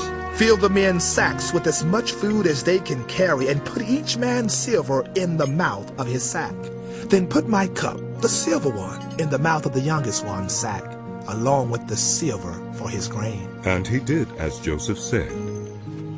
As morning dawned, the men were sent on their way with their donkeys. They had not gone far from the city when Joseph said to his steward, "Go after those men at once, and when you catch up with them, say to them, 'Why have you repaid good with evil? Isn't this the cup my master drinks from and also uses for divination? This is a wicked thing you have done.'" When he caught up with them, he repeated these words to them. But they said to him, "Why does my lord say such things? Far be it from your servants to do anything like that. We even brought back to you from the land of Canaan the silver we found inside the mouths of our sacks. So why would we steal silver or gold from your master's house? If any of your servants is found to have it, he will die, and the rest of us will become my lord's slaves." "Very well then," he said. "Let it be as you say. Whoever is found to have it will become my slave. The rest of you will be free from blame." Each of them quickly lowered his sack to the ground and opened it. Then the steward proceeded to search, beginning with the oldest and ending with the youngest, and the cup was found in Benjamin's sack. At this they tore their clothes. Then they all loaded their donkeys and returned to the city. Joseph was still in the house when Judah and his brothers came in, and they threw themselves to the ground before him. Joseph said to them, "What is this you have done? Don't you know that a man like me can find things out by divination?" "What can we say to my lord?" Judah replied. "What can we say? How can we prove our innocence? God has uncovered your servant's guilt. We are now my lord's slaves, we ourselves, and the one who was found to have the cup." But Joseph said, "Far be it from me to do such a thing. Only the man who was found to have the cup will become my slave. The rest of you go back to your father in peace." Then Judah went up to him and said, "Pardon your servant, my lord. Let me speak a word to my lord. Do not be angry with your servant, though you are equal to Pharaoh himself. My lord asked his servants, 'Do you have a father or a brother?' And we answered, 'We have an aged father, and there is a young son born to him in his old age. His brother is dead, and he is the only one of his mother's sons left, and his father loves him. Then you said to your servants, bring him down to me so I can see him for myself. And we said to my lord, the boy cannot leave his father. If he leaves him, his father will die. But you told your servants, unless your youngest brother comes down with you, you will not see my face again. When we went back to your servant, my father, we told him what my lord had said. Then our father said, go back and buy a little more food. But we said, we cannot go down. Only if our youngest brother is with us will we go. We cannot see the man's face unless our youngest brother is with us. Your servant, my father, said to us, you know that my wife bore me 2 sons. One of them went away from me, and I said, he has surely been torn to pieces, and I have not seen him since. If you take this one from me too, and harm comes to him, you will bring my gray head down to the grave in misery. So now if the boy is not with us when I go back to your servant, my father, and if my father, whose life is closely bound up with the boy's life, sees that the boy isn't there, he will die. Your servants will bring the gray head of our father down to the grave in sorrow. Your servant guaranteed the boy's safety to my father. I said, if I do not bring him back to you, I will bear the blame before you, my father, all my life. Now then, please, let your servant remain here as my lord's slave in place of the boy, and let the boy return with his brothers. How can I go back to my father if the boy is not with me? No, do not let me see the misery that would come on my father. Then Joseph could no longer control himself before all his attendants, and he cried out, have everyone leave my presence. So there was no one with Joseph when he made himself known to his brothers. And he wept so loudly that the Egyptians heard him, and Pharaoh's household heard about it. Joseph said to his brothers, I am Joseph. Is my father still living? But his brothers were not able to answer him, because they were terrified at his presence. Then Joseph said to his brothers, come close to me. When they had done so, he said, I am your brother Joseph, the one you sold into Egypt. And now, do not be distressed, and do not be angry with yourselves for selling me here, because it was to save lives that God sent me ahead of you. For 2 years now there has been famine in the land, and for the next 5 years there will be no plowing and reaping. But God sent me ahead of you to preserve for you a remnant on earth, and to save your lives by a great deliverance. So then, it was not you who sent me here, but God. He made me father to Pharaoh, lord of his entire household and ruler of all Egypt. Now hurry back to my father and say to him, this is what your son Joseph says. God has made me lord of all Egypt. Come down to me, don't delay. You shall live in the region of Goshen and be near me, you, your children and grandchildren, your flocks and herds, and all you have. I will provide for you there, because 5 years of famine are still to come. Otherwise, you and your household and all who belong to you will become destitute. You can see for yourselves, and so can my brother Benjamin, that it is really I who am speaking to you. Tell my father about all the honor accorded me in Egypt, and about everything you have seen, and bring my father down here quickly. Then he threw his arms around his brother Benjamin and wept. And Benjamin embraced him, weeping, and he kissed all his brothers and wept over them. Afterward his brothers talked with him. When the news reached Pharaoh's palace that Joseph's brothers had come, Pharaoh and all his officials were pleased. Pharaoh said to Joseph, tell your brothers, do this. Load your animals and return to the land of Canaan, and bring your father and your families back to me. I will give you the best of the land of Egypt, and you can enjoy the fat of the land. You are also directed to tell them, do this. Take some carts from Egypt for your children and your wives, and get your father and come. Never mind about your belongings, because the best of all of Egypt will be yours. So the sons of Israel did this. Joseph gave them carts as Pharaoh had commanded, and he also gave them provisions for their journey. To each of them he gave new clothing, but to Benjamin he gave 300 shekels of silver and 5 sets of clothes. And this is what he sent to his father: 10 donkeys loaded with the best things of Egypt, and 10 female donkeys loaded with grain and bread and other provisions for his journey. Then he sent his brothers away, and as they were leaving, he said to them, "Don't quarrel on the way." So they went up out of Egypt and came to their father Jacob in the land of Canaan. They told him, "Joseph is still alive. In fact, he is ruler of all Egypt." Jacob was stunned. He did not believe them. But when they told him everything Joseph had said to them, and when he saw the carts Joseph had sent to carry him back, the spirit of their father Jacob revived. And Israel said, "I'm convinced my son Joseph is still alive. I will go and see him before I die." So Israel set out with all that was his. And when he reached Beersheba, he offered sacrifices to the God of his father Isaac. And God spoke to Israel in a vision at night and said, "Jacob, Jacob." "Here I am," he replied. "I am God, the God of your father. Do not be afraid to go down to Egypt, for I will make you into a great nation there.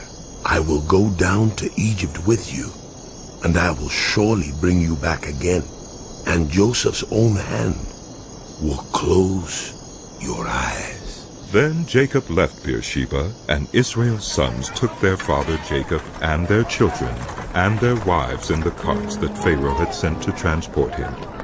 So Jacob and all his offspring went to Egypt, taking with them their livestock and the possessions they had acquired in Canaan. Jacob brought with him to Egypt his sons and grandsons, and his daughters and granddaughters, all his offspring. These are the names of the sons of Israel, Jacob and his descendants, who went to Egypt. Reuben, the firstborn of Jacob. The sons of Reuben: Hanok, Palu, Hezron, and Carmi. The sons of Simeon: Jemuel, Jamin, Ohad, Jakim, Zohar, and Shaul, the sons of a Canaanite woman. The sons of Levi: Gershon, Kohath, and Merari. The sons of Judah: Onan, Shelah, Perez, and Zerah. But and Onan had died in the land of Canaan. The sons of Perez: Hezron and Hamul. The sons of Issachar: Tola, Puah, Jashub, and Shimron. The sons of Zebulun: Sered, Elam, and Jaleel. These were the sons Leah bore to Jacob in Padan Aram, besides his daughter Dinah. These sons and daughters of his were 33 in all. The sons of Gad: Zephan, Haggai, Shunai, Espan, Eri, Erudai, and Urieli. The sons of Asher: Imnah, Ishvi, and Beriah. Their sister was Serah. The sons of Beriah: Eber, and Malchiel. These were the children born to Jacob by Zilpah, whom Laban had given to his daughter Leah, 16 in all. The sons of Jacob's wife Rachel: Joseph and Benjamin. In Egypt, Manasseh and Ephraim were born to Joseph by Asenath, daughter of Potiphar, priest of On. The sons of Benjamin: Bela, Becher, Ashbel, Gerar, Neumann, Ehi, Rosh, Mupim, Hupim, and Ard. These were the sons of Rachel, who were born to Jacob, 14 in all. The son of Dan: Hushim. The sons of Naphtali: Jaziel, Giuni, Jezer, and Shillem.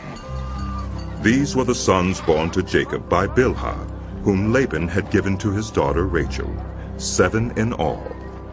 All those who went to Egypt with Jacob, those who were his direct descendants, not counting his sons' wives, numbered 66 persons.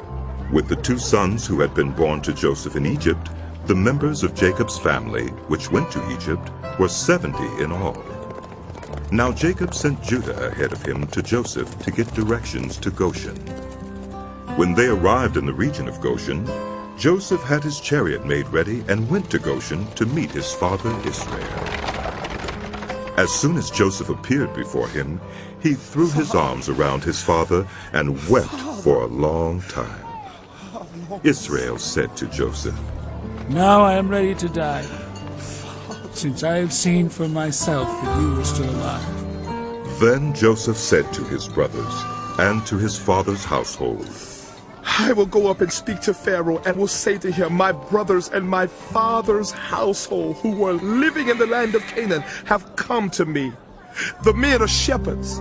They tend livestock, and they have brought along their flocks and herds and everything they own. When Pharaoh calls you in and asks, 'What is your occupation?'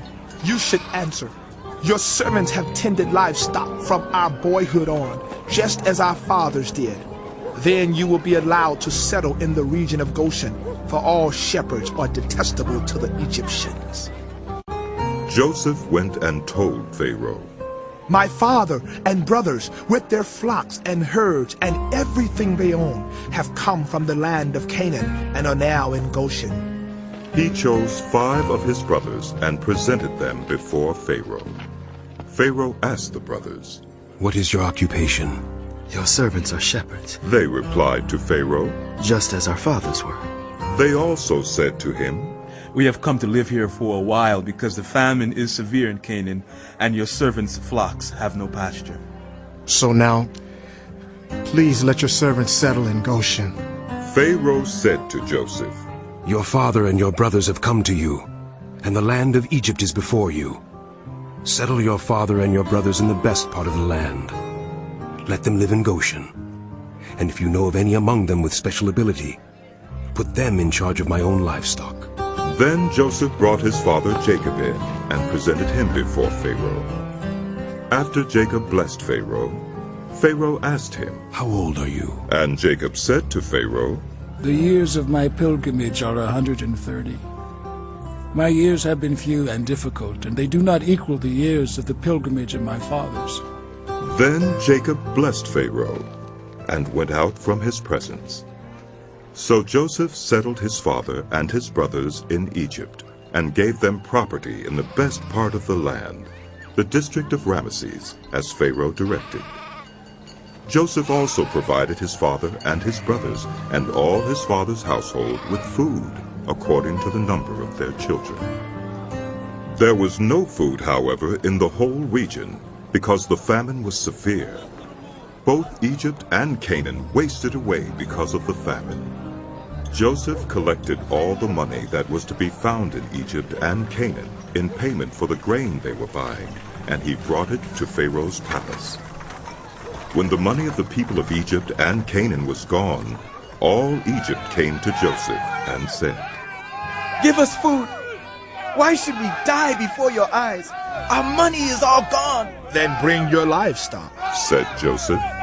"I will sell you food in exchange for your livestock, since your money is gone." So they brought their livestock to Joseph, and he gave them food in exchange for their horses, their sheep and goats, their cattle and donkeys. And he brought them through that year with food in exchange for all their livestock. When that year was over, they came to him the following year and said, "We cannot hide from our Lord the fact that since our money is gone and our livestock belongs to you, there is nothing left for our Lord except our bodies and our land. Why should we perish before your eyes, we and our land as well? Buy us and our land in exchange for food, and we with our land will be in bondage to Pharaoh. Give us seed, so that we may live and not die, and that the land may not become desolate." So Joseph bought all the land in Egypt for Pharaoh. The Egyptians, one and all, sold their fields because the famine was too severe for them. The land became Pharaoh's, and Joseph reduced the people to servitude from one end of Egypt to the other. However, he did not buy the land of the priests, because they received a regular allotment from Pharaoh and had food enough from the allotment Pharaoh gave them. That is why they did not sell their land. Joseph said to the people, Now that I have bought you and your land today for Pharaoh, here is seed for you, so you can plant the ground. But when the crop comes in, give a fifth of it to Pharaoh. The other 4/5 you may keep as seed for the fields and as food for yourselves and your households and your children. You have saved our lives. They said, May we find favor in the eyes of our Lord. We will be in bondage to Pharaoh. So Joseph established it as a law concerning land in Egypt, still in force today, that a fifth of the produce belongs to Pharaoh. It was only the land of the priests that did not become Pharaoh's. Now the Israelites settled in Egypt in the region of Goshen. They acquired property there and were fruitful and increased greatly in number. Jacob lived in Egypt 17 years, and the years of his life were 147. When the time drew near for Israel to die, he called for his son Joseph and said to him, If I have found favor in your eyes, put your hand under my thigh and promise that you will show me kindness and faithfulness. Do not bury me in Egypt, but when I rest with my fathers, carry me out of Egypt and bury me where they are buried. I will do as you say, he said. Swear to me, he said. Then Joseph swore to him, and Israel worshipped as he leaned on the top of his staff. Some time later, Joseph was told, Your father is ill. So he took his 2 sons, Manasseh and Ephraim, along with him. When Jacob was told, Your son Joseph has come to you, Israel rallied his strength and sat up on the bed. Jacob said to Joseph, God Almighty appeared to me at Luz in the land of Canaan, and there he blessed me and said to me, I am going to make you fruitful and increase your numbers. I will make you a community of peoples, and I will give this land as an everlasting possession to your descendants after you. Now then, your 2 sons born to you in Egypt before I came to you here will be reckoned as mine. Ephraim and Manasseh will be mine, just as Reuben and Simeon are mine. Any children born to you after them will be yours. In the territory they inherit, they will be reckoned under the names of their brothers. As I was returning from Padan, to my sorrow, Rachel died in the land of Canaan while we were still on the way, a little distance from Ephrath. So I buried her there, beside the road to Ephrath. That is, Bethlehem. When Israel saw the sons of Joseph, he asked, Who are these? They are the sons God has given me here, Joseph said to his father. Then Israel said, Bring them to me so I may bless them. Now Israel's eyes were failing because of old age, and he could hardly see. So Joseph brought his sons close to him, and his father kissed them and embraced them. Israel said to Joseph, I never expected to see your face again, and now God has allowed me to see your children too. Then Joseph removed them from Israel's knees, and bowed down with his face to the ground.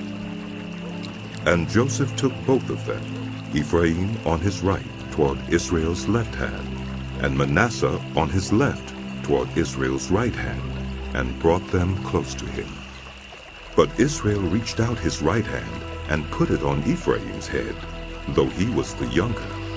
And crossing his arms, he put his left hand on Manasseh's head, even though Manasseh was the firstborn.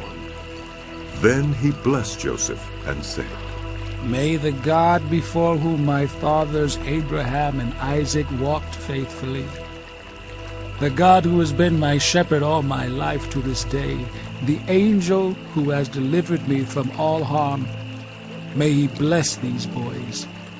May they be called by my name and the names of my fathers Abraham and Isaac, and may they increase greatly on the earth. When Joseph saw his father placing his right hand on Ephraim's head, he was displeased. So he took hold of his father's hand to move it from Ephraim's head to Manasseh's head. Joseph said to him, No, my father, this one is the firstborn. Put your right hand on his head. But his father refused and said, I know, my son, I know. He too will become a people, and he too will become great. Nevertheless, his younger brother will be greater than he, and his descendants will become a group of nations. He blessed them that day and said, In your name will Israel pronounce this blessing. May God make you like Ephraim and Manasseh. So he put Ephraim ahead of Manasseh. Then Israel said to Joseph, I am about to die, but God will be with you and take you back to the land of your fathers. And to you I give one more ridge of land than to your brothers, the ridge I took from the Amorites with my sword and my bow. Then Jacob called for his sons and said, Gather round so I can tell you what will happen to you in days to come. Assemble and listen, sons of Jacob. Listen to your father, Israel.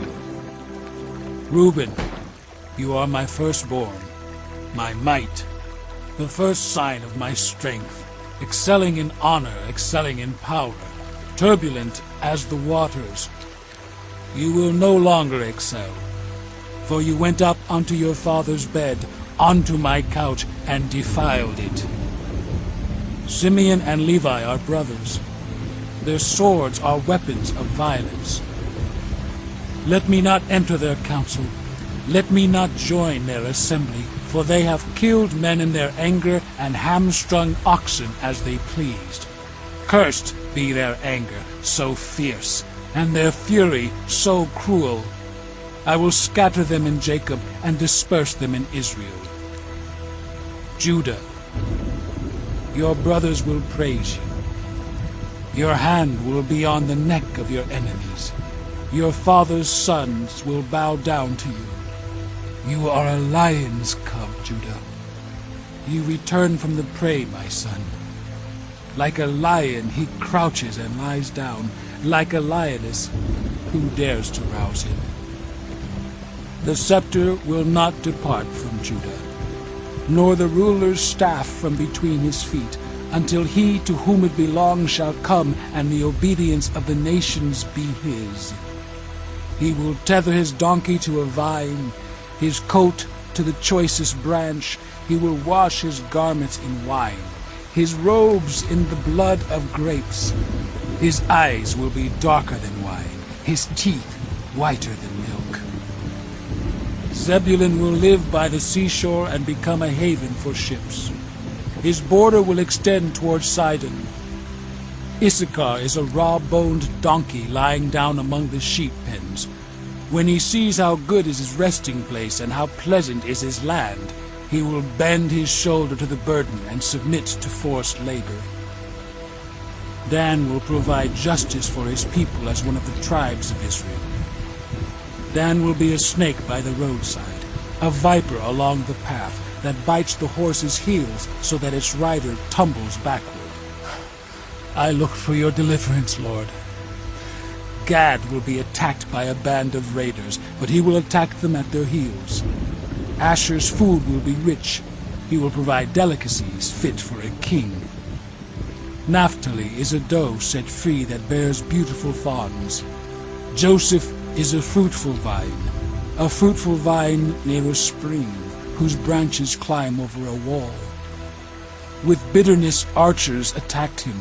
They shot at him with hostility, but his bow remained steady, his strong arms stayed limber, because of the hand of the mighty one of Jacob, because of the shepherd, the rock of Israel, because of your father's God, who helps you, because of the Almighty, who blesses you with blessings of the heavens above, blessings of the deep that lies below, blessings of the breast and womb. Your father's blessings are greater than the blessings of the ancient mountains, than the bounty of the age-old hills. Let all these rest on the head of Joseph, on the brow of the prince among his brothers. Benjamin is a ravenous wolf. In the morning he devours the prey. In the evening he divides the plunder. All these are the 12 tribes of Israel, and this is what their father said to them when he blessed them, giving each the blessing appropriate to him. Then he gave them these instructions. I am about to be gathered to my people. Bury me with my fathers in the cave in the field of Ephron the Hittite, the cave in the field of Machpelah near Mamre in Canaan, which Abraham bought along with the field as a burial place from Ephron the Hittite. There Abraham and his wife Sarah were buried. There Isaac and his wife Rebekah were buried.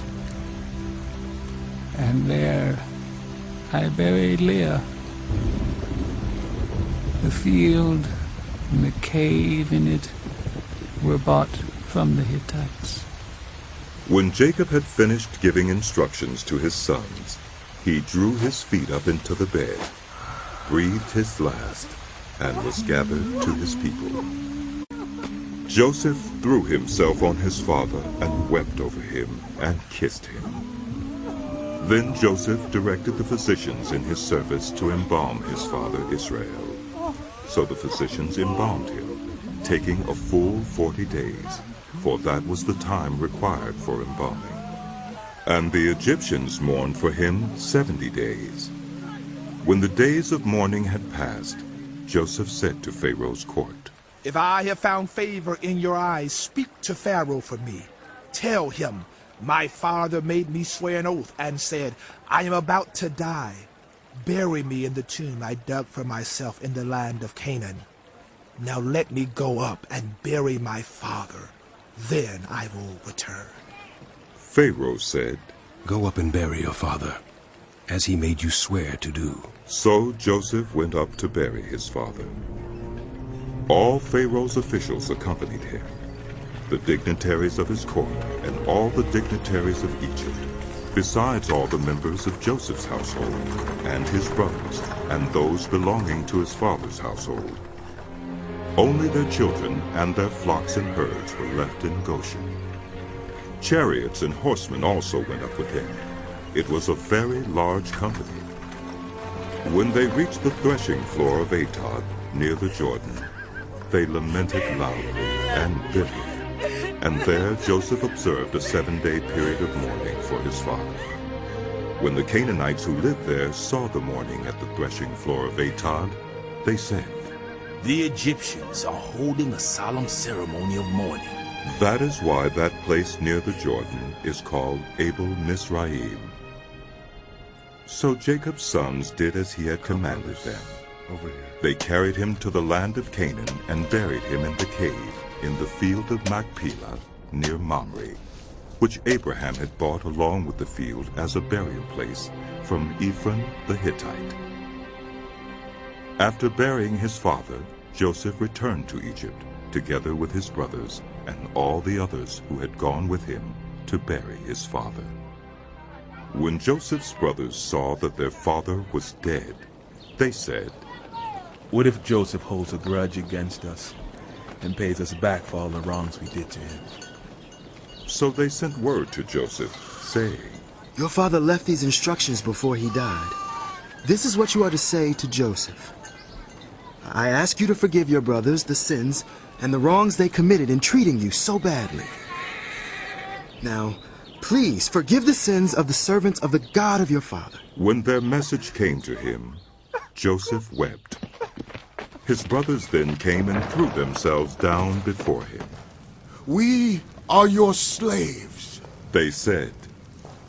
But Joseph said to them, Don't be afraid. Am I in the place of God? You intended to harm me, but God intended it for good, to accomplish what is now being done, the saving of many lives. So then, don't be afraid. I will provide for you and your children. And he reassured them and spoke kindly to them. Joseph stayed in Egypt along with all his father's family, He lived 110 years and saw the third generation of Ephraim's children. Also the children of Machir, son of Manasseh, were placed at birth on Joseph's knees. Then Joseph said to his brother Israelites, I am about to die, but God will surely come to your aid and take you up out of this land, to the land he promised on oath to Abraham, Isaac, and Jacob. And Joseph made the Israelites swear an oath and said, God will surely come to your aid, and then you must carry my bones up from this place. So Joseph died at the age of 110, and after they embalmed him, he was placed in a coffin in Egypt.